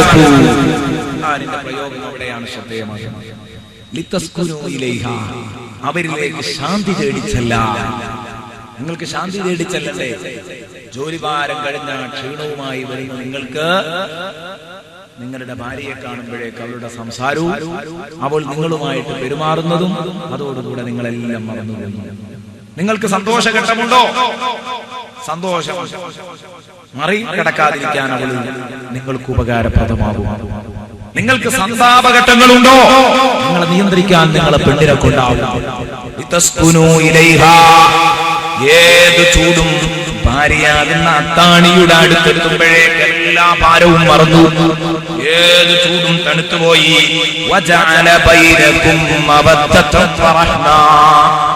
അങ്ങനെ നിങ്ങളിൽ നിന്നുള്ള ഇണകളെ സൃഷ്ടിച്ചു തന്ന് നിങ്ങൾക്കിടയിൽ പരസ്പരം അല്ലാഹു സ്നേഹവും കാരുണ്യവും നിക്ഷേപിച്ചു.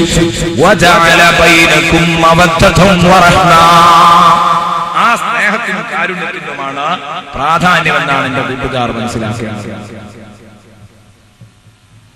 ആയതുകൊണ്ട് സ്നേഹത്തോടെ, ഒരുമയോടെ, ഐക്യത്തോടെ നടക്കുന്നത്, ആ നടക്കുന്ന ഭാര്യ ഭർത്താക്കന്മാർ, അതിലേ അർത്ഥമുള്ളൂ. അല്ലാത്ത ഭാര്യാഭർത്തൃ ബന്ധത്തിന് ഒരർത്ഥവും ഉണ്ടാവില്ല. വെറുതെ ഇങ്ങനെ വൈകാരിക ദാഹം തീർക്കാനുള്ള യന്ത്രങ്ങളായി പരസ്പരം അങ്ങോട്ടും ഇങ്ങോട്ടും കണ്ടാൽ ഈ ബന്ധത്തിന്റെ വിശുദ്ധി ഉണ്ടാവില്ല. അതെപ്പോഴാണോ ഇതിന് പറ്റാതെയാകുന്നത് അതോടുകൂടെ അത് കടിച്ചു തുപ്പും, ചവച്ചു തുപ്പും. അതായിരിക്കും അവസ്ഥ. ഇത് വരാതിരിക്കാൻ നല്ലത് ആദ്യമേ മനസ്സിൽ ഈ പറഞ്ഞ വജഅല ബൈനകും മവദ്ദതൻ വറഹ്മ എന്ന് പറഞ്ഞ ഈ സ്നേഹം ഊട്ടിയുറപ്പിക്കണം. ഈ സ്നേഹം ഊട്ടിയുറപ്പിക്കാനുള്ള മാർഗമെന്താണ്? ഇസ്ലാം പഠിപ്പിച്ച മുഴുവൻ ചിട്ടകളും പാലിച്ചുകൊണ്ട് ദാമ്പത്യ ജീവിതം അവർ നയിക്കണം. അപ്പോഴേ അത് പറ്റൂ. അവിടെ പൊട്ടിപ്പൊളിയാൻ പാടില്ല.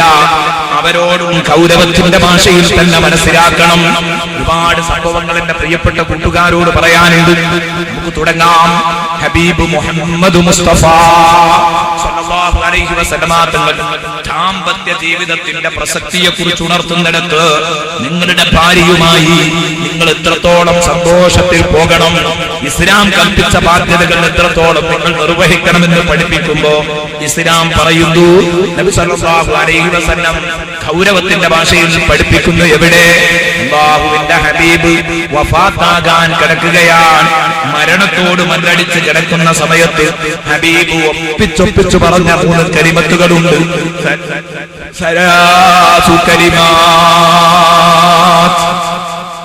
ظل يتكلم بهن حتى تلجلج لسانه وخفي كلامه جعل يقول.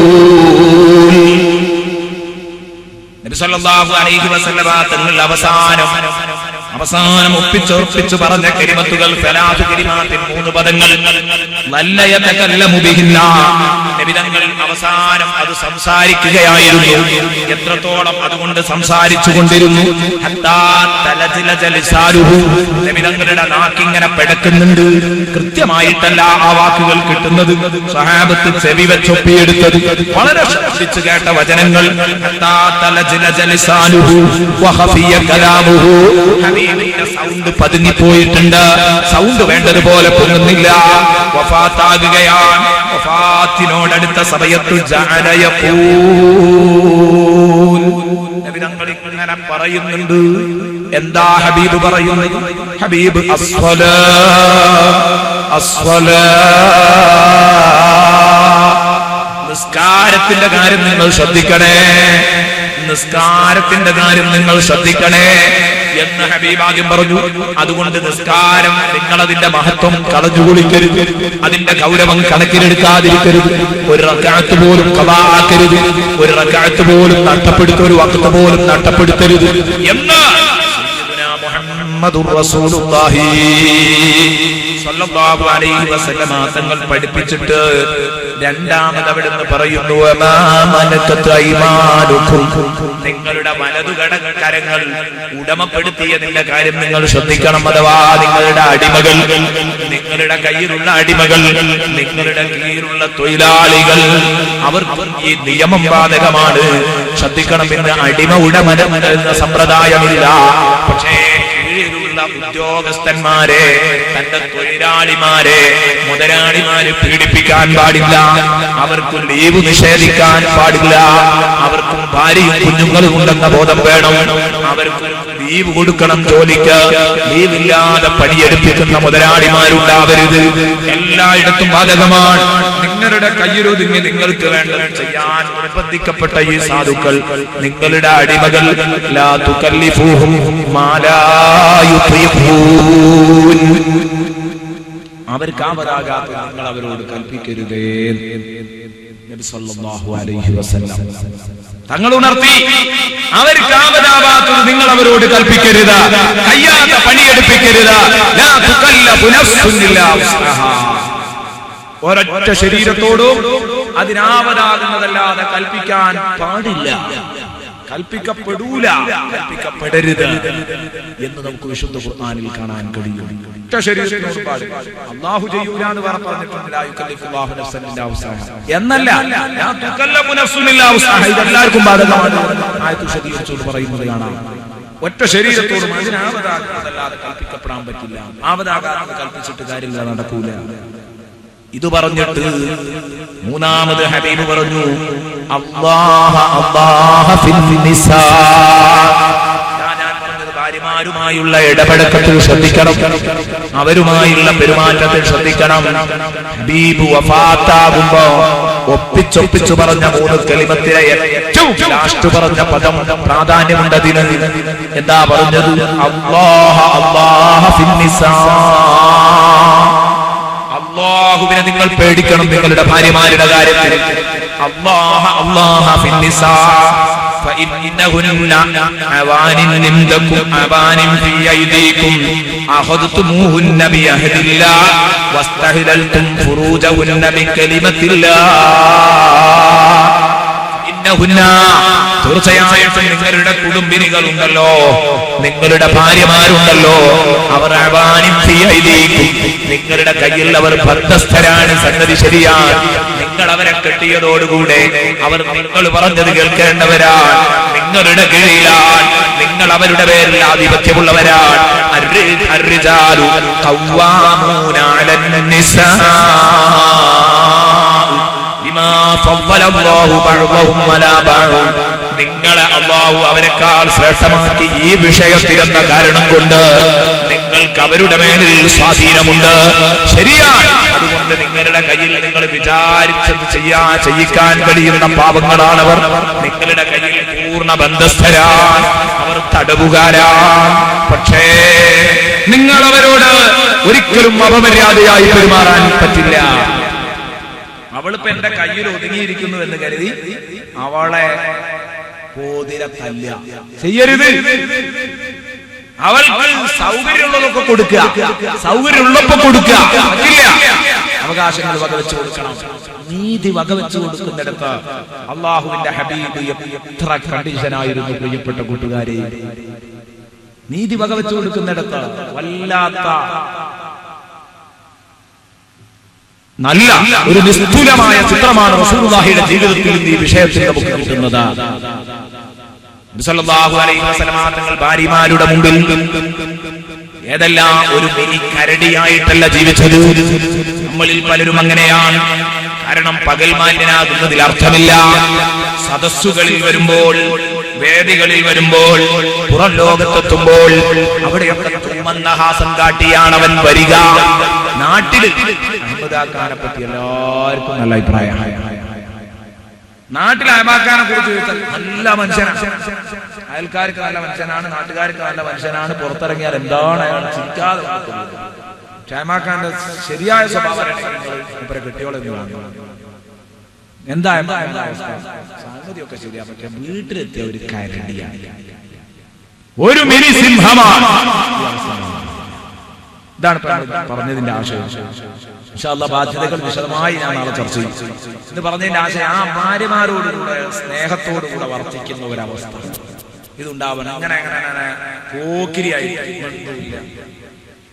ചിരിക്കൂല്ല. അയാൾ ഭയങ്കര ഗൗരവത്തിലാണ്. ഈ ഗൗരവ സ്വഭാവം അതല്പം ഗൗരവം തന്നെ എപ്പോഴും സീരിയസ് ആയി നിൽക്കുന്ന അവസ്ഥ. ഇതിനർത്ഥവുമില്ല റസൂലുള്ളാഹി സ്വല്ലല്ലാഹു അലൈഹി വസല്ലമ തങ്ങളുടെ കൂടെ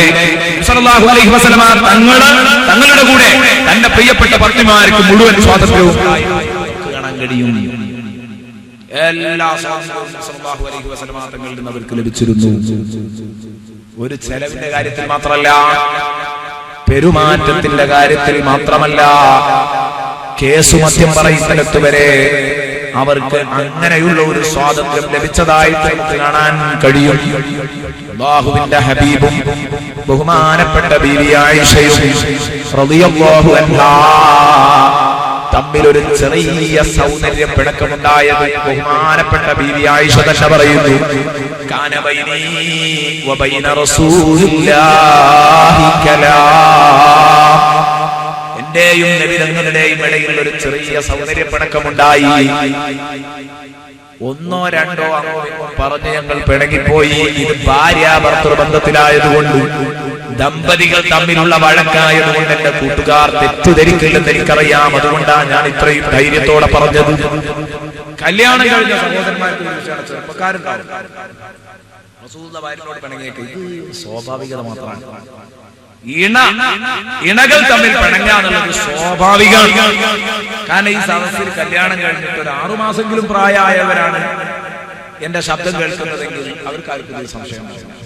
6 മാസം കഴിഞ്ഞ ആർക്കും ധൈര്യമായിട്ട് പറയാൻ പറ്റുമോ? ഞാൻ എന്റെ പെണ്ണിനോട് പിണങ്ങിയിട്ടില്ല ഇതുവരെ ഉണ്ടാവൂല. കാരണം ആ പിണക്കൊന്നും കൂടുതൽ നിലനിൽക്കുന്നതല്ല, പെട്ടെന്ന് നന്നാവുന്നതാണ്. എന്നാലും ഇടക്കിടക്ക് ഇതൊരു സ്വാഭാവികത മാത്രമാണ് ഈ ജീവിതത്തിൽ. എന്നാലും ആ ഇണക്കം കഴിഞ്ഞ്, ആ പിണക്കം കഴിഞ്ഞ് പിന്നെ ഉണ്ടാകുന്ന ഇണക്കത്തിന് കുറച്ച് കടുപ്പം കൂടും. അതങ്ങനെയാണ് ആ ജീവിതത്തിന്റെ അവസ്ഥ. ഇടക്കൊരു തെറ്റുക, ഇടക്കൊന്ന് തെറ്റുക, ഒന്ന് നന്നാകുക, ഇടക്കൊന്ന് തെറ്റാഞ്ഞ ഒരു രസമല്ല. അത്തെറ്റ് അത്രയും നിലനിൽക്കുന്നു.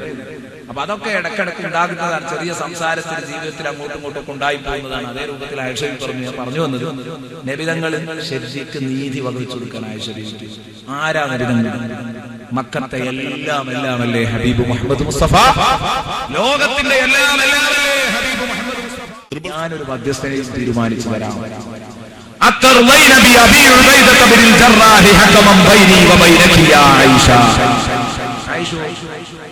അബൂ ഉബൈദത്ത് ബിനുൽ ജറാഹിനെ എന്റെയും നിന്റെയും ഇടയിൽ വിധികർത്താവായിട്ട് മധ്യസ്ഥനായിട്ട് വിളിച്ചാൽ പറ്റുമോ?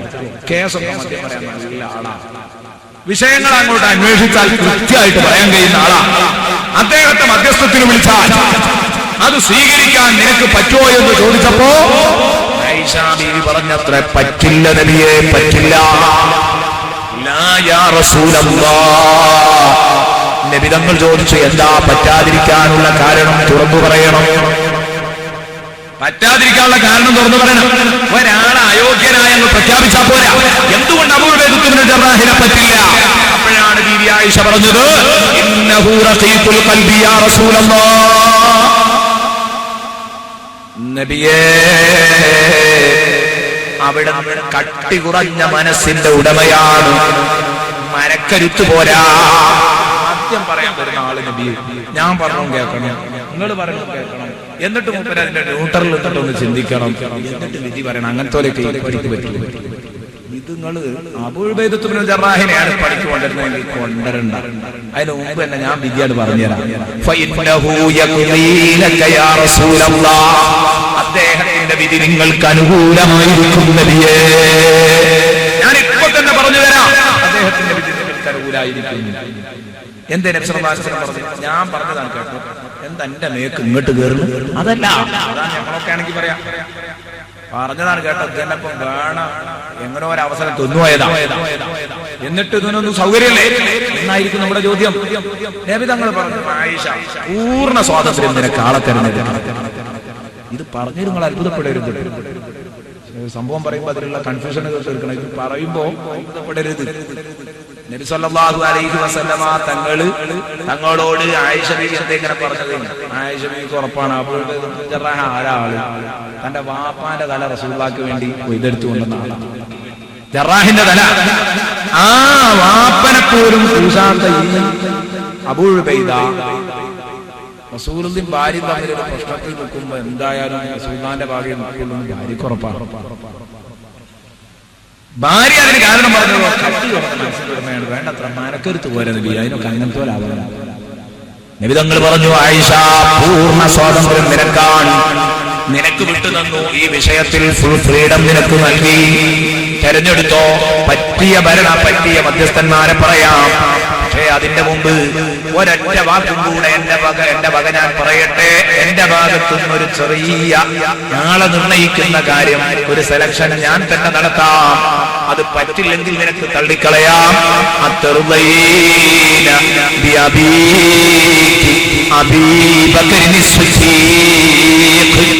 ആയിഷ, നിന്റെ പൊന്നുപ്പ അബൂബക്കർ സിദ്ദീഖിനെ നിനക്ക് മദ്യം പറയാൻ പറ്റോ? നിന്റെ വാപ്പ അബൂബക്കർ സിദ്ദീഖിനെ പറ്റുമോ? ആയിഷ ടെസ്റ്റ് ചെയ്തതും കൂടിയാണ്. ഇത് പറഞ്ഞപ്പോ ആയിഷ പറഞ്ഞു, ഞാൻ അയാളെ പറ്റും. നോക്കുങ്ങൾ കോലം മാറി. എന്ന കാരണം കൊണ്ട് ലോകത്തൊരാളെ മദ്യം പറയാൻ പറ്റുമെങ്കിൽ ആദ്യം പറ്റാതിരിക്കേണ്ടത് ഈ അബൂബക്കർ സിദ്ദീഖിനെയാണ്. കാരണം ഈ അബൂബക്കർ സിദ്ദീഖിനെ കുറിച്ച് ഇതേ ആയിഷ ബീവിയാണ് പിൽക്കാലത്ത് മറദുൽ മൗത്തിൽ റസൂലുള്ളാഹി തങ്ങള് മരണമാസന്നമായി കിടക്കുമ്പോ അബൂബക്കർ കയറി നിസ്കരിക്കട്ടെ എന്ന് പറഞ്ഞപ്പോ നബിയേ, അങ്ങയുടെ മഖാമിൽ കയറി നിസ്കരിക്കാൻ എന്റെ ഉപ്പക്ക് കഴിയില്ല. അതേ ആയിഷ ബീവിയാ പറഞ്ഞു. അപ്പൊ അതല്ല പ്രശ്നം. ആയിഷ ബീവിയുടെ മനസ്സിൽ മറ്റൊരു താല്പര്യം. അതെന്താ? നിന്റെ വാപ്പയാണ്, അപ്പൊ എനിക്ക് അനുകൂലമായിട്ട് കുറച്ച് സ്വാഭാവികമായി ഉണ്ടാവും. അങ്ങനെ എന്തു ചെയ്തു? റസൂലുള്ളാഹി തങ്ങൾ വിവരമറിയിച്ചു ബഹുമാനപ്പെട്ട സിദ്ദീഖുൽ അക്ബർ റളിയല്ലാഹു അൻഹു വരുന്നു. നീതിമാനായ വിധികർത്താവാണ് എന്ന് പറഞ്ഞാൽ സിദ്ദീഖായതുകൊണ്ടാണ് ഈ രൂപത്തിൽ പറയുന്നത്. ഇന്നു മകളാണ്, ഇന്ന് റസൂലുള്ളാഹിയാണ്. ഒരർത്ഥത്തിൽ മരുമകനും മകളുമാണ്.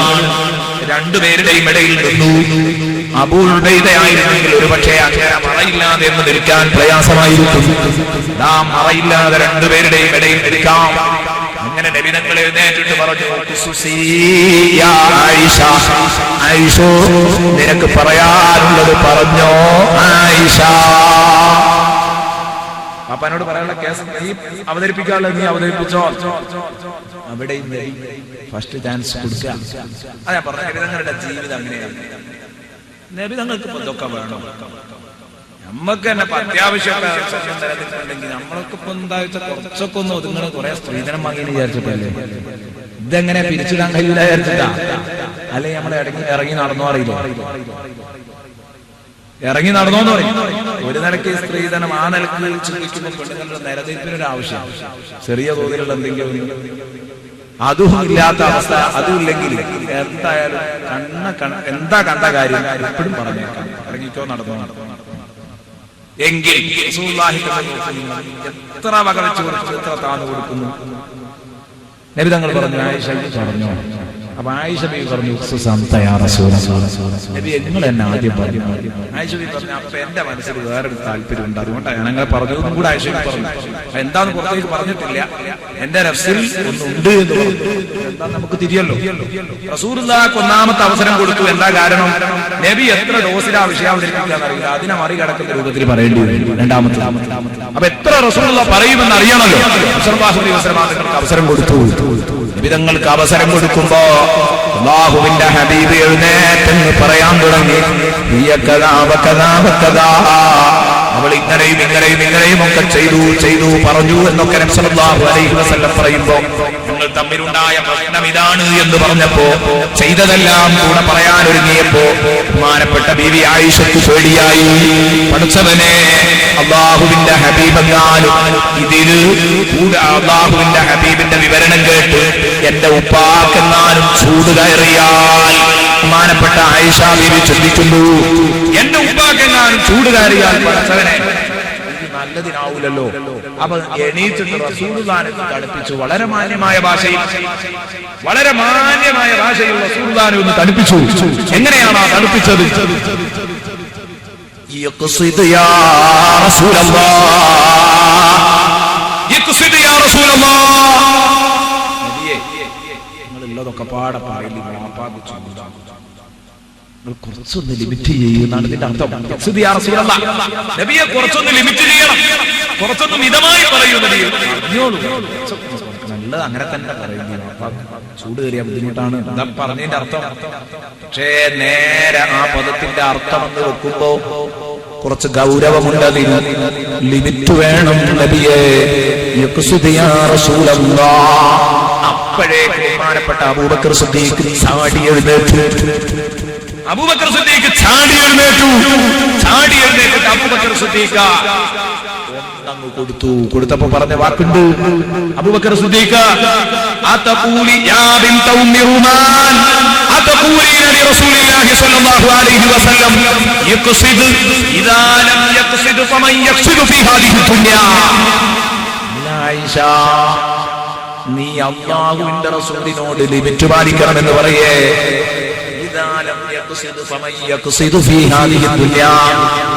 റസൂലുള്ളാഹിക്ക് ലിമിറ്റില്ലെങ്കിൽ ഭൂമി ലോകത്ത് ആർക്കാണ് ലിമിറ്റ് ഉണ്ടാവുക? ആയിഷ, ഇത് ചോദിച്ചിട്ടാണ് അടിച്ചത്. കേട്ടോളൂ, ഇത് ചോദിച്ചിട്ടാണ് അടിച്ചത്. അതുകൊണ്ട് ഉമ്മുറുമാന്റെ മോളെ പറയിപ്പിച്ചല്ലോ മോളെ. യാ ബിൻത ഉമ്മി റുമാൻ അതഖൂലീന ലിറസൂലില്ലാഹി സ്വല്ലല്ലാഹു അലൈഹി വസല്ലം യഖ്സിദു ഇദാ ലം യഖ്സിദു ഫമൻ യഖ്സിദു ഫീ ഹാദിഹി ദുനിയ. ഇതെന്തു പരിപാടിയാ? അപ്പോഴേക്ക് മൂക്ക് പൊട്ടി രക്തം വന്നു. മഹദി ബീവി ആയിഷ നിലത്ത് വീണു. ഇതൊക്കെ റസൂലുള്ളാഹിനോടുള്ള സ്നേഹത്തിന്റെ കടുപ്പം കൊണ്ടാ. അതും കൂടെ മനസ്സിലാക്കണം. കണ്ടോ, സ്വന്തം കുട്ടിനേക്കാളിലാണ് റസൂലുള്ളാഹിക്ക് സ്ഥാനം നൽകിയത്. അപ്പൊ റസൂൽ എന്തേ ചെയ്തത്? നമ്മളാണെങ്കിൽ എന്ത് ചെയ്യും? ഈ ഘട്ടങ്ങളിൽ അമ്മോഷാക്കന്നെ അഥവാ അങ്ങനെ അടിച്ചു നിൽക്കുക. അതെന്നല്ലേ ഞാൻ പറഞ്ഞത്. ഇവിടെ ഇങ്ങനെ തന്നെയാണ്. കൂടിക്ക് രണ്ടെണ്ണം കൂടി കയ്യൂങ്ങി കൂടിക്കുക. റസൂൽ അങ്ങനെയല്ല. സിദ്ദീഖുൽ അക്ബറിനോട് റസൂൽ ചോദിച്ചു, ഇതിനാണോ നിങ്ങളെ ഞാൻ മധ്യസ്ഥത്തിന് വിളിച്ചത്? സിദ്ദീഖേ, മദ്യം പറയൽ ഇക്കോലത്തിലാണോ? റസൂലുള്ളാഹി തങ്ങൾ ചോദിക്കുന്നു, എന്റെ ഭാര്യയെ തല്ലാനാണോ ഞാൻ നിങ്ങളെ വിളിച്ചത് എന്ന് ചോദിച്ചു. ബഹുമാനപ്പെട്ട ബീവി ആയിഷയെ പൊക്കിയെടുത്തു. എന്നിട്ട് മടിയിൽ വെച്ചിട്ട്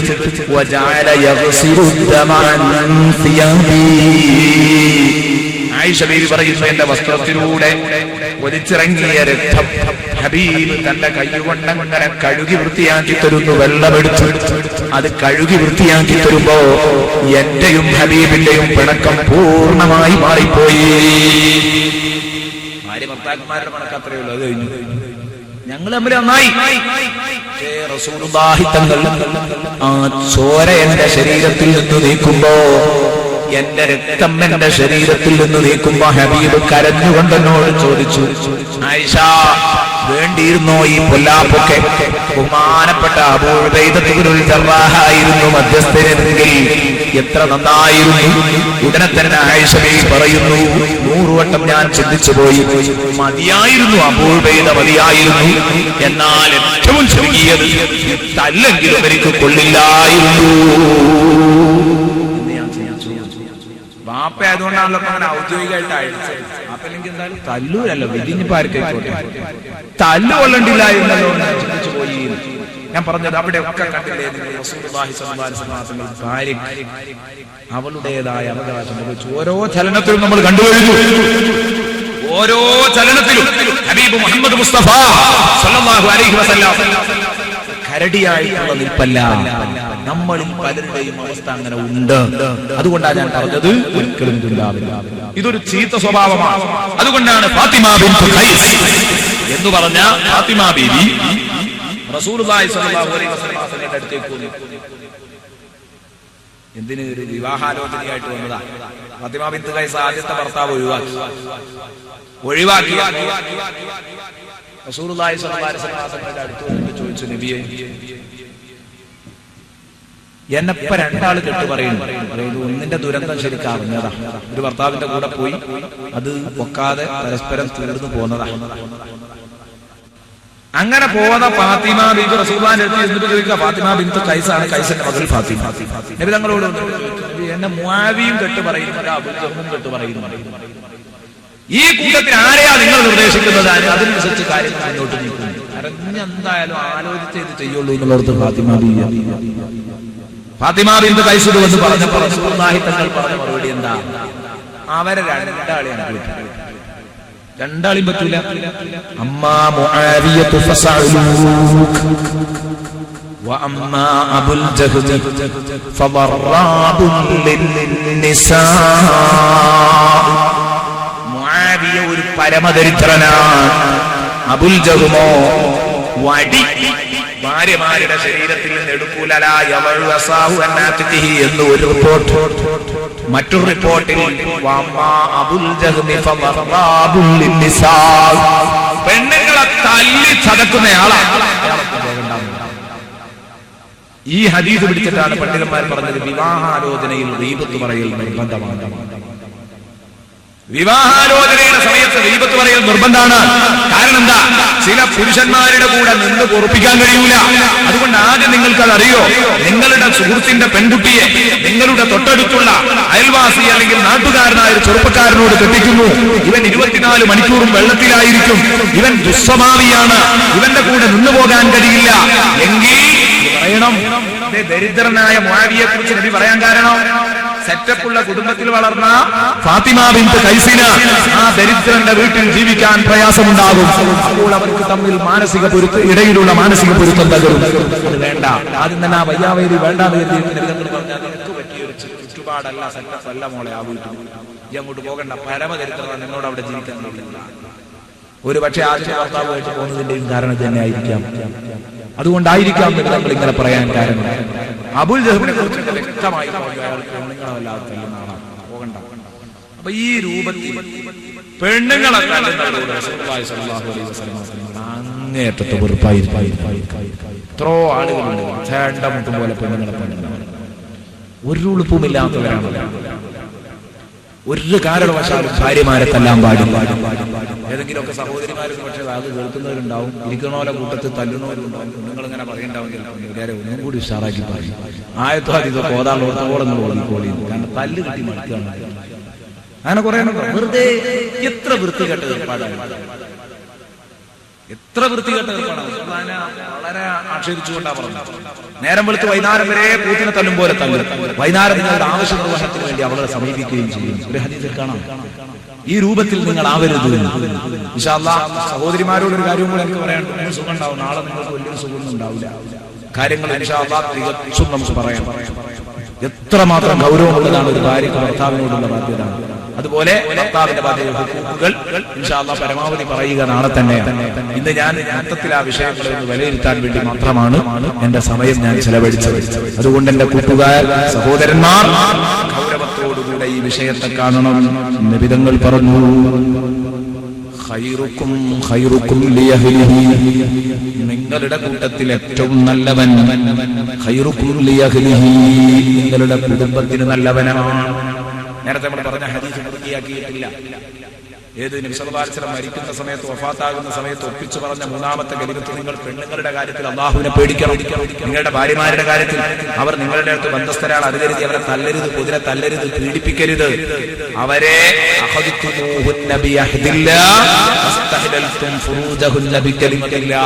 അല്ലാഹുവിന്റെ കരാർ മുഖേനയാണ് നിങ്ങൾ അവരെ പിടിച്ചത്. അല്ലാഹുവിന്റെ വചനം മുഖേനയാണ് അവരുടെ ഗുഹ്യസ്ഥാനം നിങ്ങൾക്ക് അനുവദിച്ചത് എന്നാണ് ആ പറഞ്ഞതിന്റെ അർത്ഥം. ശരിയല്ലേ? നല്ല ഒരു കരാറും ചൊല്ലി തന്നിട്ടാണ് ഇത് കയ്യിലേൽപ്പിച്ചത്. വെറുതെ അങ്ങോട്ട് കെട്ടിച്ചെന്നല്ല, ജീവാണെ കൊണ്ടോ തച്ചോ കൂത്തിക്കോ എന്ന് പറഞ്ഞിട്ട് തന്നതല്ല.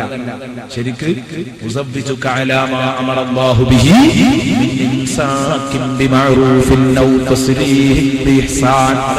കരാർ.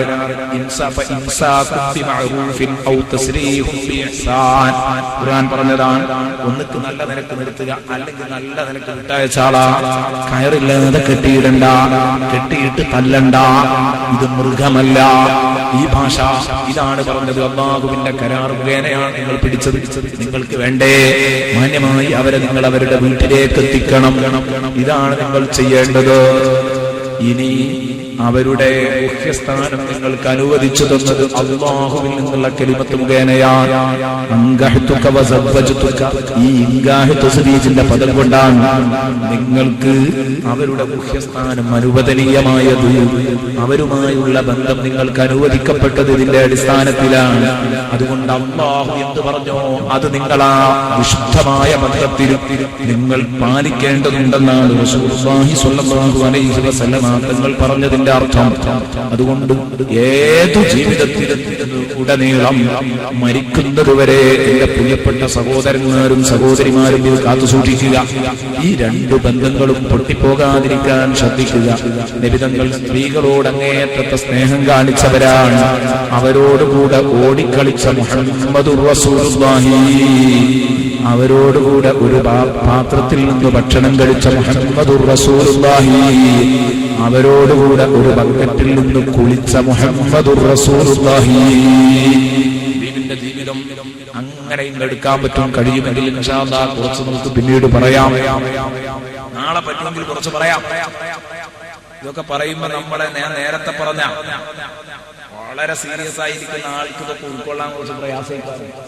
അങ്ങനെ പ്രയാസം ഉണ്ടാവും.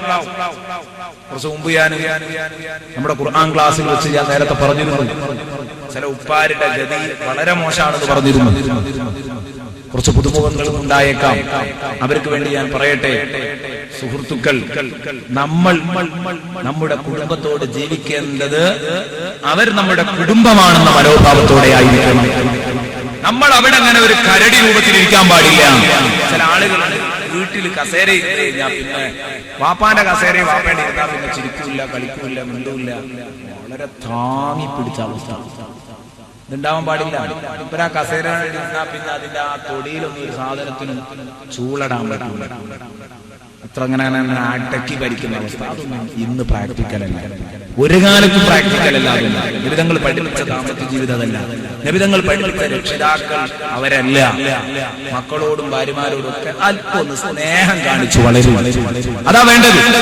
അങ്ങനെ നിങ്ങൾ ചെയ്യുന്നുണ്ടോ, നിങ്ങളുടെ മക്കളും നിങ്ങളുടെ ഭാര്യമാരും മറക്കൂല. മറക്കാൻ അവർക്ക് കഴിയൂല. ഇത് മൂപ്പര് മനടി ഇരുന്ന് കഴിഞ്ഞാൽ മൂപ്പർക്ക് സമയമാവും. മൂപ്പര് ചോറിട്ടണം, ഭക്ഷണം കിട്ടണം. അത് മൂപ്പർക്ക് ഓരോ ടൈമുണ്ട്. 9 മണിക്കാണ് രാത്രി ചോറ്. അത് അപ്പൊ തന്നെ കിട്ടിക്കോളൂ. 9:05 പറയുന്നുണ്ട്. ഇത് നോട്ട, തുറപ്പിച്ചൊരു നോട്ടം, അത് മതി. അപ്പോഴേക്ക് പെണ്ണുങ്ങൾ ഉരുകിപ്പോയി കാണും. മരക്കളും പെണ്ണുങ്ങളൊക്കെ ഉരുകിപ്പോയി. ആ കോലത്തിലുള്ള നോട്ടം. ഇങ്ങനെ ആവരുത് നമ്മുടെ ശൈലി. അവരോടൊക്കെ സന്തോഷത്തോടെ റാഹത്തോടെ സംസാരിച്ച് ഇടപഴകി ജീവിക്കണം. അല്ലെങ്കിൽ എന്താണ് ഈ ഉപ്പയാകുന്നതിൽ അർത്ഥം? എന്നിട്ട് ആ സമയമാകുമ്പോഴേക്ക് പാവങ്ങൾ ഈ ഭക്ഷണമൊക്കെ ഒരുക്കി കൊണ്ടുവന്ന് വെച്ചു കൊടുത്താൽ വാപ്പയെ കഴിച്ചോളൂ എന്ന് പറഞ്ഞാൽ ഇവരൊന്ന് മുക്കി മൊരണ്ട് അവിടുന്ന് എഴുന്നേറ്റ് ശരിക്ക് കൈയൊക്കെ കഴുകി ഈ ഭക്ഷണം കഴിക്കാൻ വേണ്ടി വന്നിരുന്നു. എന്നാ മുമ്പ് ഓർക്കോ, ഇയാൾ എന്നെ ആയിരിക്കും പക്ഷെ പുതിയ പോയി മീനും വാങ്ങിയത്. ചിലപ്പോൾ 10 റുപ്യേന്റെ മീനെ വാങ്ങിയിട്ടുള്ള 5 റുപ്യേന്റെ മീനും വാങ്ങിയായിരിക്കും തരിക. അതൊക്കെ പൊരിച്ചു കൊണ്ടെന്ന് വെച്ചിട്ടുണ്ടാവും. ആ തിന്നുമ്പോ ഓർമ്മ ഉണ്ടോ ഞാൻ 5 റുപ്യക്കാ വാങ്ങിയൊന്നുമില്ല, ഒക്കെ തിന്നിട്ടുണ്ടാവും. ഇനി ഈ പാവങ്ങൾക്കുള്ളത് ഈ വെള്ളും ഇതിന്റെ ഒഴിപാട് മാത്രമാണ് സാധുക്കൾക്ക് കഴിക്കാറുള്ളത്. എന്നാ അതൊക്കെ ചെയ്തോട്ടെ. ഇത് തിന്ന് കഴിഞ്ഞിട്ട് മാന്യായിട്ട് മക്കളെ പാപ്പ കഴിച്ചു കഴിഞ്ഞാൽ ഇപ്പൊ പാത്രം എടുത്തുണ്ടെങ്കിൽ അതും കൂടി ഇല്ല. അതിനും ഞാൻ നേരത്തെ പറഞ്ഞു ഇയാളൊരു ശരിക്കൊരു മൃഗം തന്നെയാണ്. ഭക്ഷണമൊക്കെ കഴിച്ചു കഴിഞ്ഞാൽ സിഗ്നലാ, അത് കേട്ടാ മനസ്സിലാക്കില്ല. എന്ത് മറ്റേ മൂപ്പരെ വെയി കഴിഞ്ഞിട്ടുണ്ട്. പാത്രം എടുക്കാനുള്ള സൗണ്ട് ആ പാവം, ഓരോന്നിനും ഓരോ സിഗ്നൽ സൗണ്ടുകൾ. അപ്പൊ അങ്ങനെ ഉള്ള ഒരാൾ എന്നിട്ട് ആ പാവങ്ങൾ ഇങ്ങനെ വന്നിങ്ങനെ പേടിച്ച് പോയി. കാരണം ഇത് വരുമ്പോഴാണ് ഭക്ഷണത്തിൽ ഉപ്പ് പോരായുണ്ടായിരുന്നോ, ചൂട് കുറഞ്ഞനോ കൂടിനോ എന്നൊക്കെ അറിയാം. അങ്ങനെയൊന്നും നമ്മൾ ഇതാക്കില്ല. മാത്രമല്ല പേടിയാണ്. മക്കളോടൊക്കെ ഈ കോലത്തിൽ ഉണ്ടാകും. എത്ര സന്തോഷകരായിരിക്കും ആ വീട്ടിലെ ജീവിതം. എല്ലാവരും ഇപ്പോ ഇളച്ചികളും മൂത്തച്ചികളും എല്ലാവരും ഉണ്ടാകുമ്പോ ഒരു ടേബിളിൽ ഇരുന്ന് ഭക്ഷണം കഴിക്കരുത്. അതില്ല. ഒരു മകനും ഭാര്യയും ഉള്ളെങ്കിൽ അവർക്കൊക്കെ നിങ്ങൾക്ക് മുഴുവൻ കഴിക്കാതെ പാപ്പാക്കിരിക്കാം, അമ്മാക്കിരിക്കാം, അതുപോലെ മകനിരിക്കാം, ഭാര്യക്കിരിക്കാം.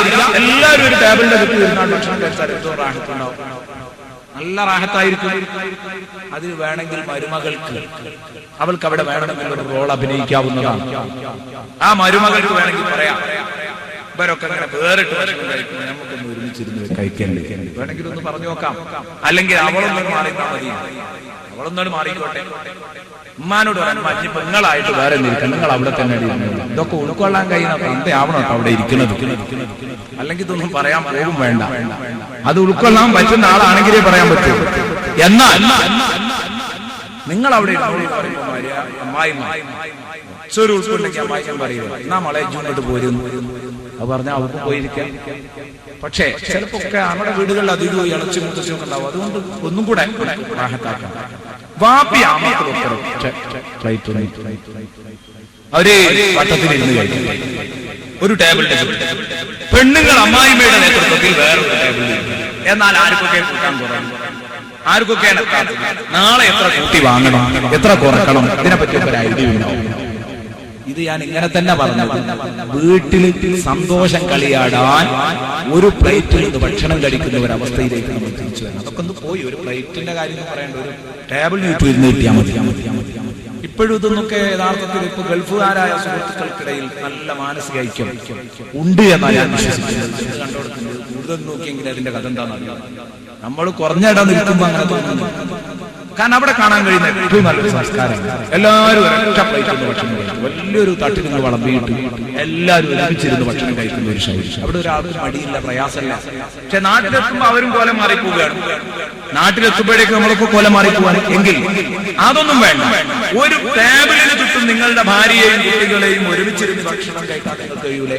ഹറാമായ പരസ്പരം കാണാനും തൊടാനും പറ്റാത്ത ആളുകൾ നിങ്ങളുടെ വീട്ടിലില്ല. നിങ്ങളുടെ ഭാര്യയും കുട്ടികളും അങ്ങനത്തെ ആളുകൾക്കൊക്കെ എന്താവും ഒരുമിച്ചിരുന്ന് ഭക്ഷണം കഴിച്ച് അങ്ങോട്ട് കൂട്ടാട്ട് കൊടുത്ത് ഇങ്ങോട്ട് ഇട്ട് കൊടുത്ത് ആ ഇരുത്തത്തിന് തിന്നലിനൊക്കെ വേറൊരു റാഹത്തുണ്ടാവും. അങ്ങനെ നിങ്ങൾ ആരെങ്കിലും അങ്ങനെ ഉള്ള ഒരു ചിട്ട വളർത്തിയെടുത്താൽ നമ്മുടെ വാദത്തിന്റെ വിജയമായിട്ട് അതിനെ എണ്ണാം. ഒറ്റപ്പെരക്കാരൊക്കെ ഇങ്ങോട്ടും നിങ്ങളെ പെണ്ണുങ്ങളും നിങ്ങളെ കുട്ടികളും ഇത്ര റാഹത്തുണ്ടാവും. ആ ഒരു ഇരുത്തവും തീറ്റിയൊക്കെ ഇത് മക്കളോടൊക്കെ വല്ല നരിമാർക്ക് മോഡൽ. എന്തായാലും കുട്ടികളോട് മുണ്ടില്ല, ചിരിക്കില്ല, കളിക്കില്ല. സന്താന പരിപാലനം വരുമ്പോ പറയാം നല്ലോണം പേടിക്കണം. മക്കൾ കവറുതിയാർത്ത് പേടിച്ചിട്ട് മരിച്ചു പോയിട്ട് വാപ്പ പറയാം, ഉമ്മ പറയാം മക്കളെ വാപ്പ മരിച്ച 1ാമത്തെ വെള്ളിയാഴ്ച കേട്ടോ, നമ്മള് ജുമായും കഴിഞ്ഞ് വേണ്ട ഇറങ്ങിപ്പോരുത്, വാപ്പാന്റെ കബറിലൊന്ന് പോകണം. കുട്ടികൾ പറയുമ്പോ അത് മാത്രം പറയരുത്, ഞങ്ങൾ ഇവിടുന്ന് യാസിക്കണം. എന്താ കാരണം? വാപ്പ മൂടലെങ്ങാനും പോക്കി വന്ന് തല്ലോ എന്നുള്ള പേടിയാണ്. അക്കോലത്തിലാണ് വാപ്പ പഠിപ്പിച്ചത്. വാപ്പ കൊലായിരുന്നാൽ ഞങ്ങൾക്ക് എല്ലാം പറ്റൂലെന്നായിരുന്നു അവിടുത്തെ നിയമം. അത് പറ്റൂലെന്ന് ഞാൻ പറഞ്ഞത്. വാപ്പ കുട്ടികളെ സ്നേഹിക്കണം, അതോടൊപ്പം കുട്ടിക്ക് പേടിയും വേണം. അങ്ങനെയുള്ള കുറെ കുടുംബങ്ങളെ കണ്ടിട്ടുണ്ട് ഞാൻ പല സ്ഥലങ്ങളിലും. എന്താണ് വാപ്പി മക്കളോന്ന് അറിയാൻ കഴിയില്ല. പക്ഷേ അവർക്ക് വാപ്പാനോട് സ്നേഹം ബഹുമാനം അതൊക്കെ ഉണ്ട്, ബഹുമാനുണ്ട്. പക്ഷെ അതോടൊപ്പം തന്നെ നല്ല സ്നേഹത്തിലാണ് അവർ വർദ്ധിക്കുന്നത്. സന്തോഷകരമാണ് ഈ ജീവിതം. ഈ ജീവിതത്തിലേക്ക് നിങ്ങൾ മടങ്ങി വരണം. പഴയ കാലത്ത് റസൂലുള്ളാഹി സ്വല്ലല്ലാഹു അലൈഹി വസല്ലമ തങ്ങൾ ജീവിച്ചു കാണിച്ചത് അങ്ങനെയാണ്. ബഹുമാനപ്പെട്ട ബീവി ഫാത്തിമ റളിയല്ലാഹു അൻഹ പഠിപ്പിക്കുന്നുണ്ട്, എന്റെ ഉപ്പ വരുമ്പം ദൂരെ നിന്ന് ഞങ്ങളോട് സലാം പറയുമായിരുന്നു, വിളിച്ചു പറയുമായിരുന്നു, സലാം അസ്സലാമു അലൈക്കും യാ അഹ്ലൽ ബൈത്ത്.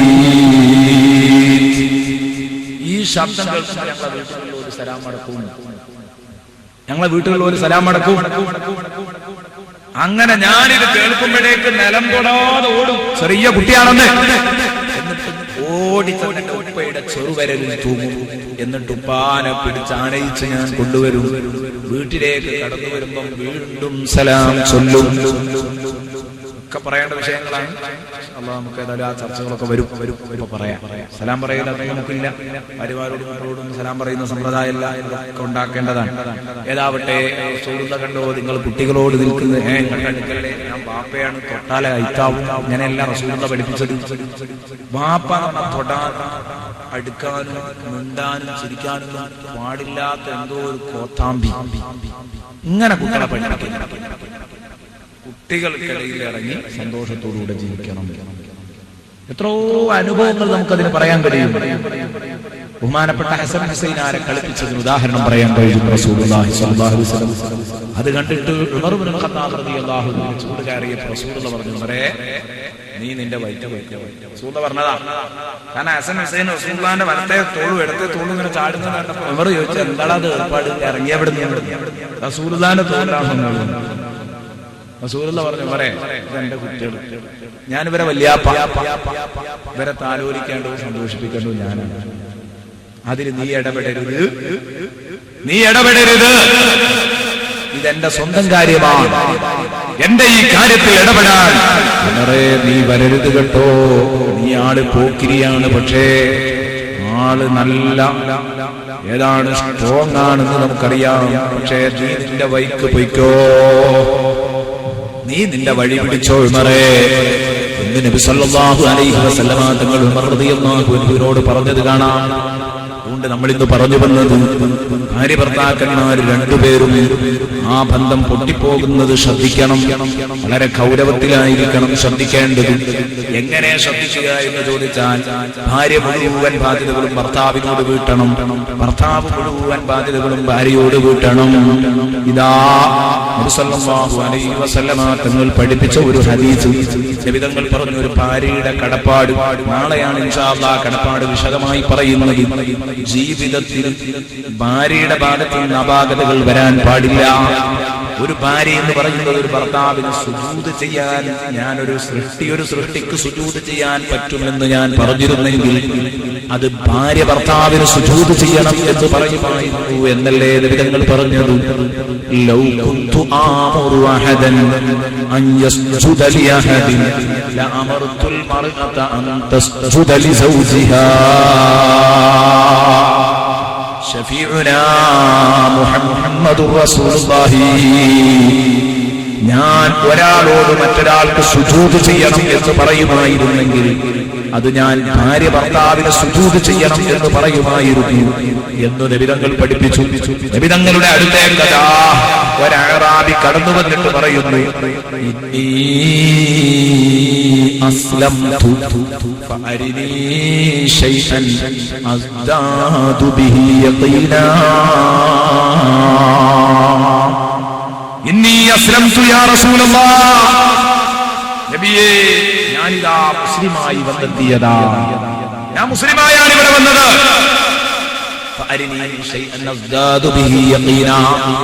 അതുകൊണ്ട് എനിക്ക് എന്തെങ്കിലും അത്ഭുതം കാണിച്ചു തരാമോ? എന്തെങ്കിലും ഒരു അത്ഭുതം എനിക്ക് കാണിച്ചു തരുമോ? അതുകൊണ്ട് എന്റെ ഈമാൻ കൂടും, എന്റെ ഈമാൻ എനിക്ക് വർദ്ധിപ്പിക്കാൻ പറ്റുന്ന എന്തെങ്കിലും ഒരു കാര്യം എനിക്ക് കാണിച്ചു തരുമോ നബിയേ? സല്ലല്ലാഹു അലൈഹി വസല്ലമ തങ്ങൾ ഈ അറാബിയോട് ചോദിച്ചു, മാതാ തുരീദ്, നിനക്കെന്ത് വേണം? ചോദിച്ചോ, ഞാൻ തരാം. എന്താ വേണ്ടത്? അറാബി പറഞ്ഞു, നബിയേ, എനിക്കൊരു മുഅ്ജിസത്താ കാണേണ്ടത്. ദൂരെ നിൽക്കുന്ന ആ മരം നിങ്ങൾ കാണുന്നില്ല ഹബീബേ?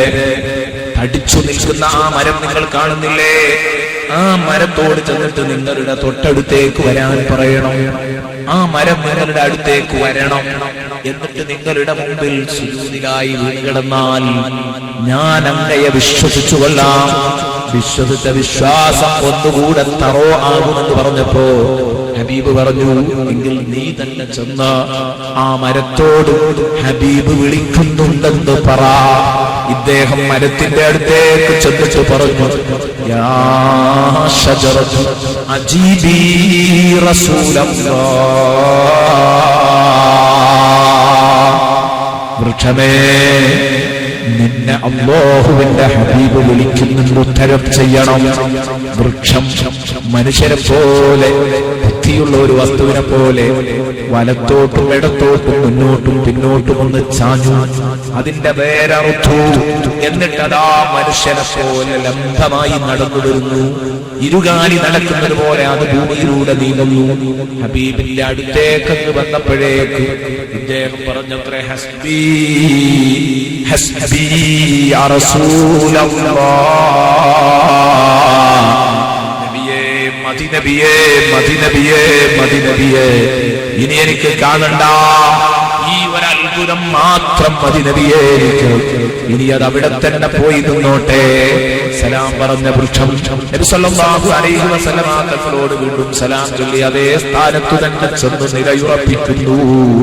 സഹോദരൻ വന്നിട്ട് അതാ റസൂലുള്ളാഹി തങ്ങളോട് ചോദിക്കുന്നു, അഅസ്ജുദു ലക യാ ഹബീബല്ലാഹ്, നബിയേ അങ്ങേക്ക് വേണ്ടി ഈ സാധൂർ സുജൂദ് ചെയ്തോട്ടെ. എന്നെ വല്ലാതെ ഹഠാത് ആകർഷിച്ചു പോയി, എന്നെ വല്ലാതെ ആകർഷിച്ചു പോയി നബിയേ ഈ രംഗം, ഞാനൊന്ന് സുജൂദ് ചെയ്തോട്ടെ നിങ്ങളുടെ മുമ്പിലൊന്ന് ചോദിച്ചപ്പോ മുഹമ്മദ് മുസ്തഫ തങ്ങൾ പറയുന്നു, ലാ തസ്ജുദ് ലീ, എനിക്ക് സുജൂദ് ചെയ്യരുത്. എന്നല്ല വലാ യസ്ജുദു അഹദുൻ ലി അഹദ്, ആരും ആർക്കും സുജൂദ് ചെയ്യാൻ പാടില്ല. ഒരൊറ്റ കുട്ടിക്കും സുജൂദ് ചെയ്യാൻ പാടില്ല. എന്തുകൊണ്ടാണത്? ലൗ കുന്തു ആമുറു അഹദൻ അൻ യസ്ജുദ ലി അഹദിൻ ലഅമർതുൽ മർഅത അൻ തസ്ജുദ ലി സൗജിഹാ, ഞാൻ ആരോടെങ്കിലും മറ്റൊരാൾക്ക് സുജൂദ് ചെയ്യണമെന്ന് കൽപ്പിക്കുമായിരുന്നെങ്കിൽ അത് ഞാൻ ഭാര്യ ഭർത്താവിന് സുജൂദ് ചെയ്യണം എന്ന് കൽപ്പിക്കുമായിരുന്നു കേട്ടോ. അത് കൽപ്പിക്കാത്തതുകൊണ്ട് ഒരൊറ്റ സൃഷ്ടിയും ഒരു സൃഷ്ടിക്കും സുജൂദ് ചെയ്യാൻ പാടില്ല. ഒറ്റ കുട്ടിയും സുജൂദ് ചെയ്യും, അതുകൊണ്ട് സുജൂദ് ചെയ്യാൻ പാടില്ല. അപ്പൊ ഇദ്ദേഹം ചോദിച്ചു, നബിയെ നബിയെ നിങ്ങളെ തലയും കയ്യും വെച്ച് മാറ്റട്ടെ, മുട്ടട്ടെ നബിയെ. ഞങ്ങൾ പറഞ്ഞു അതിന് കുഴപ്പമില്ല. അദ്ദേഹം നബി തങ്ങളുടെ തലയും നബി തങ്ങളുടെ കയ്യും പിടിച്ച് ആ മനുഷ്യൻ മതിവരുവോളം ചുംബിച്ചു. അതിനനുമതി കൊടുത്തു, മറ്റേതിന് അനുമതി കൊടുത്തില്ല. അവിടെയാണ് കൂട്ടത്തിലുള്ള ആളുകൾ ശിർക്കും തൗഹീദും ഒന്ന് മനസ്സിലാക്കേണ്ടത്. കണ്ടോ, നിങ്ങൾ സുജൂദ് ചെയ്യരുത്. കയ്യ് തല പിടിച്ചു തുണ്ടിച്ചപ്പോ ഇത് വ്യക്തിപൂജയാകും, ആരാധനയാകും, അടുക്കല്ല, ദൂരെ നിൽക്ക് പറഞ്ഞിട്ടില്ല. ഇതാ നമ്മൾ പറയുന്നത്, ആദരവ് വേറെ, ആരാധന വേറെ. ഈ രണ്ട് മലയാള പദങ്ങൾ തമ്മിൽ വേർതിരിച്ചറിഞ്ഞാൽ മലയാള മലയാള പദം നോക്കിയാൽ അത് രണ്ടും മനസ്സിലായാൽ വേറിരിച്ചതിന്റെ അർത്ഥം മനസ്സിലായപ്പോൾ പ്രശ്നം തീരും. അതുകൊണ്ട് നവീന ചിന്താചിന്തിക്കാൻ എന്റെ പ്രസംഗം ശ്രദ്ധിക്കുന്നുണ്ടെങ്കിൽ പറഞ്ഞ കൂട്ടത്തിൽ അതുകൂടെ ശ്രദ്ധിക്കാൻ പറയാം. ആദരവിന്റെ വിരോധികളായി മാറരുത്. ആരാധന അല്ലാഹുവിന് മാത്രം. ആദരവ് അല്ലാഹു ആദരിക്കാൻ പറഞ്ഞ മാതാപിതാക്കളെ ആദരിക്കണം, ഉസ്താദുമാരെ ആദരിക്കണം, അമ്പിയാക്കളെ ആദരിക്കണം, ഔലിയാക്കളെ ആദരിക്കണം. ഓരോരുത്തരോടും യോജിക്കുന്ന രൂപത്തിൽ അവരെ അവരൊറ്റ കാര്യവും കൂടെ ഉണർത്തിക്കുന്നു. പ്രിയപ്പെട്ട സഹോദരന്മാർ, ഇന്നലെ ചോദിച്ചിരുന്ന ചോദ്യം, ആ ചോദ്യവും കൂടെ കൂട്ടത്തിൽ പറയാനുണ്ടായിരുന്നു. ഞാൻ ഇന്നലെ പറഞ്ഞ ചോദ്യം, ഇന്നൊരുപാട് ആളുകൾ ദുആ ചെയ്യാൻ പറഞ്ഞിട്ടുണ്ട്. ചോദ്യങ്ങൾ ആകെ 3 ചോദ്യം എന്ന് പറഞ്ഞാൽ 2 ചോദ്യമേ ഉള്ളൂ അർത്ഥത്തിൽ. ഒരാൾക്ക് ഒക്കെ പെട്ടെന്ന് മറുപടി പറയാവുന്നതാണ്. സ്വപ്നത്തിൽ സ്ഖലനം സംഭവിച്ചാൽ, സ്വപ്നസ്ഖലനം ഉണ്ടായാൽ ആ ദിവസത്തെ നോമ്പിന്റെ വിധി എന്താണ്? പകൽ സമയത്ത് ഉറങ്ങുമ്പോൾ ഇങ്ങനെ സ്വപ്നസ്കരണം ഉണ്ടായാൽ നോമ്പ് ബാത്തിലാകുമോ എന്നാണ് ചോദ്യം. അതുകൊണ്ട് നോമ്പ് ബാത്തിലാകില്ല എന്ന് എൻ്റെ പ്രിയപ്പെട്ട കൂട്ടുകാർ മനസ്സിലാക്കുക. എനിക്കെങ്കിലും അങ്ങനെ ഉണ്ടായിപ്പോയാൽ അത് കാരണം നോമ്പ് ബാത്തിലായി എന്ന് മനസ്സിലാക്കേണ്ടതില്ല, ബാത്തിലാവുകയില്ല എന്നുണർത്തുന്നു. നോമ്പും ബുദ്ധും നിർബന്ധമാകുന്നത് ഏതെല്ലാം തരത്തിൽ നോമ്പ് ആയവർക്കാണ് എന്നാണ് അടുത്ത ചോദ്യം. തൊട്ടടുത്ത ചോദ്യം, ഗർഭിണികൾക്ക് നോമ്പ് നൂറ്റുവീട്ടിയാൽ മതിയോ? നോമ്പ് നൂറ്റുവീട്ടിയാൽ മാത്രം മതിയാവോ? രണ്ടാമത്തിന്റെ ചോദ്യത്തിൽ ഉത്തരം തന്നെയാണ്. അഥവാ ഗർഭിണിയും മുലയൂട്ടുന്ന സ്ത്രീയും. അതിന്റെ മുമ്പ് നമ്മുടെ കൂട്ടത്തിൽ തന്നെ ഏതായ കാരണമില്ലാതെ നോമ്പ് ഖദാ ആക്കി വിട്ട ആളുകൾ, ആ ആളുകൾ അത് എത്രയും അടുത്ത നോമ്പ് വരെയും കാത്തിരിക്കാൻ പറ്റില്ല. ഇനി ഖദാ കാരണത്തോട് കൂടെ നോമ്പ് ഖദാ ആക്കിയ ആളുകളുണ്ടാവും. അവരൊരു കാരണവുമില്ലാതെ അടുത്ത റമദാൻ കഴിഞ്ഞതിനെ ബന്ധിപ്പിച്ചാൽ ഈ ഒരു മസല കൂടുതൽ പറയണമെന്ന് എനിക്ക് തോന്നുന്നത് സഹോദരിമാരോടാണ്. സഹോദരിമാർ ഇതിന്റെ ഗൗരവം പലപ്പോഴും ചിന്തിക്കാറില്ല. ഇക്കൊല്ലം ഒരു 2 നോമ്പ് ബാത്തിലായാലും ആണും പെണ്ണിനും ബാധിക്കും. ഇക്കൊല്ലം 2 നോമ്പ് പോയി എന്ന് വയ്ക്കും കാരണത്തോട് അടുത്ത കൊല്ലത്തിന്റെ മുമ്പ് ആ നോമ്പ് വീട്ടണം. അടുത്ത റമദാൻ വരുന്നതിന് മുമ്പ് നോമ്പ് വീട്ടണം. അടുത്ത റമദാൻ വന്നിട്ടാണെങ്കിൽ ഞാൻ റമദാൻ മാസം കഴിഞ്ഞിട്ടേ ഖദാ വീട്ടാൻ അവസരമുണ്ടല്ലോ. എങ്കിൽ പിന്നെ നോമ്പ് മാത്രം മതിയാകൂല. ഒരു മുത്തും വേണ്ടി, ഒരു മുത്തും വേണ്ടി, ഒരു നോമ്പും വേണ്ടി, ഒരു നോമ്പിൽ. അപ്പൊ 2 നോമ്പുണ്ടെങ്കിൽ 2 മുത്തും വരും, നോമ്പും വരും. ഇങ്ങനെ അങ്ങോട്ട് ചർച്ച ചെയ്യുമ്പോൾ സാധാരണഗതിയിൽ സഹോദരിമാർക്ക് വലിയ അബദ്ധം കൊടുക്കാറുണ്ട്. എല്ലാ കൊല്ലം 4, 5, 6 നോമ്പൊക്കെ പോവല്ലോ. ആ നോമ്പ് അടുത്ത റമദാനാകുമ്പോഴേക്ക് എല്ലാ ഉമ്മമാരും പല്ലന്മാരും വീട്ടാറുണ്ട്. പക്ഷെ ചിലപ്പോഴൊക്കെ അത് വീട്ടാൻ വിട്ടുപോകും. ഒരു 20-ാം വയസ്സിൽ ഖദായി പോയാൽ 5 നോമ്പ്. ഇപ്പൊ സഹോദരിക്ക് 40 വയസ്സായി, ഇന്ന് വരെ ഖദാ വീട്ടിയിട്ടില്ലെങ്കിൽ ലോഡ് കണക്കിന് അരി ആദ്യമാക്കേണ്ടി ഇങ്ങോട്ട് ഖദാവും വീട്ടില്ല. കാരണം ഓരോ കൊല്ലം പിന്നിടും തോറും ഓരോ മുത്തും ഇങ്ങനെ വർദ്ധിക്കൊരു നോമ്പിൽ. കൊല്ലം വീട്ടിയില്ല, തൊട്ടടുത്ത കൊല്ലാണോ വീട്ടുന്നത്, 2 മുത്തും ഖദാവും. 3 കൊല്ലായോ 3 മുത്തും ഖദാവും, ഒറ്റ നോമ്പ്. അപ്പൊ 5 നോമ്പിനാകുമ്പോഴോ 15 വരും. അപ്പൊ അങ്ങനെ നിങ്ങൾ 5 കൊല്ലം പിന്നെ 15 ഒരു കൊല്ലത്തിന് 5 നോമ്പിന്, അല്ല 3 കൊല്ലം പിന്നിട്ടാൽ 5 നോമ്പിന് വരുമെങ്കിൽ 20 കൊല്ലം നോമ്പ് പിന്നിട്ട നോമ്പിന്റെ കഥ എന്തായിരിക്കും ചിന്തിക്കുമ്പോഴേക്കും തലമിന്നി പോകും. അതുകൊണ്ട് ഞാൻ പറയുന്നത് സഹോദരിമാര് നല്ലോണം ശ്രദ്ധിച്ചോ. ഓരോ കൊല്ലത്തിലും ഖദാ ആയി പോകുന്ന നോമ്പ് അടുത്ത റമദാനിലേക്ക് വെച്ച് ബന്ധിപ്പിക്കണ്ട. അതിന്റെ ഇടയിൽ സുന്നത്തായ നോമ്പുകൾ വരുമ്പോൾ വീട്ടാം. അതല്ലാതെയും നിങ്ങളുടെ നോമ്പ് വീട്ടണം. സഹോദരന്മാരും ചിന്തിക്കണം. നോമ്പ് ഖദാ ആയി പോയ നമുക്കുള്ള കാര്യത്തിന് 10-20 വയസ്സിൽ അങ്ങനെ ഖദാ ആയി പോയത് ഓർമ്മയുണ്ട്. ഇപ്പോഴാണ് അതിനെ കുറിച്ച് ബോധം വരുന്നത്. നല്ല ഒരു സംഖ്യയുടെ അരി അടക്കിയിട്ട് ആദ്യം കൊടുക്കേണ്ടി വരും. അതുകൊണ്ട് ഇങ്ങനെയുള്ള ആളുകൾക്കാണ് ഒന്ന് മുത്തും അരിയും നിർബന്ധം. ഇനി മറ്റൊരു വിഭാഗം ഗർഭിണിയും മുലയൂട്ടുന്ന പെണ്ണുമാണ്.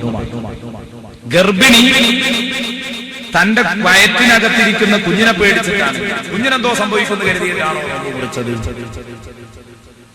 എന്നാൽ മുത്തും കൊടുക്കാൻ ഖദാവും വീട്ടും.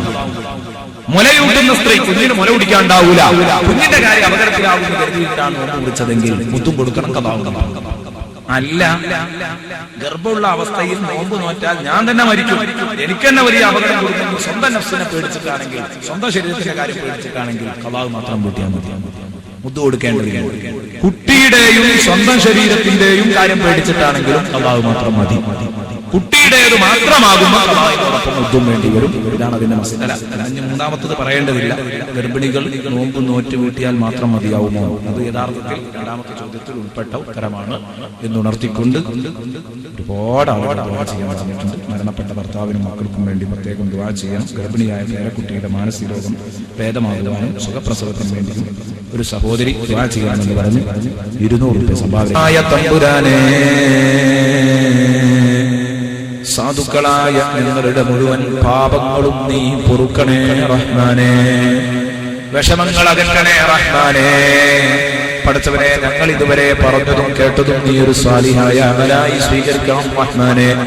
പടച്ചവനെ ഞങ്ങൾ ഇവിടെ ദുആ ചെയ്യാൻ വേണ്ടി ഏൽപ്പിച്ചപ്പോൾ ഞങ്ങളുടെ പ്രിയപ്പെട്ട കരീം ഹാജി റബ്ബേ അദ്ദേഹത്തിനെ നീ സുഖപ്പെടുത്തണം അല്ലാഹ്, സുഖപ്പെടുത്തണം റഹ്മാനെ. നീ അദ്ദേഹത്തെ വിഷമിപ്പിക്കല്ല അല്ലാഹ്, പീഡിപ്പിക്കല്ല അല്ലാഹ്, പരീക്ഷിക്കല്ല അല്ലാഹ്, എത്രയും പെട്ടെന്ന് ശിഫ നൽകല്ല പടച്ചവനെ. അദ്ദേഹത്തെ നീ റാഹത്താക്കി കൊടുക്ക റഹ്മാനെ. റഹ്മാനായ റബ്ബേ അവരെയും നിങ്ങളെയും നീ വിഷമിപ്പിക്കല്ല അല്ലാഹ്, നീ വിഷമിപ്പിക്കല്ല അല്ലാഹ്. നിന്റെ പരീക്ഷണം താങ്ങാനുള്ള മനക്കരുത്ത് ഞങ്ങൾക്കില്ല റഹ്മാനെ. അയ്യൂബ് നബിയെ പോലെയുള്ള മനക്കരുത്ത് ഞങ്ങൾക്കില്ല റഹ്മാനെ. നീ ഷാഫിയാണല്ലാഹ്, നീ ശിഫ നൽകി അനുഗ്രഹിക്കണം റഹ്മാനെ. നീ ശിഫ നൽകി അനുഗ്രഹിക്കണം റഹ്മാനെ. കടങ്ങൾ വീട്ടി തരണേ റഹ്മാനെ, പ്രയാസങ്ങൾ ദൂരീകരിക്കണേ റഹ്മാനെ. മരണപ്പെട്ട ഭർത്താവ്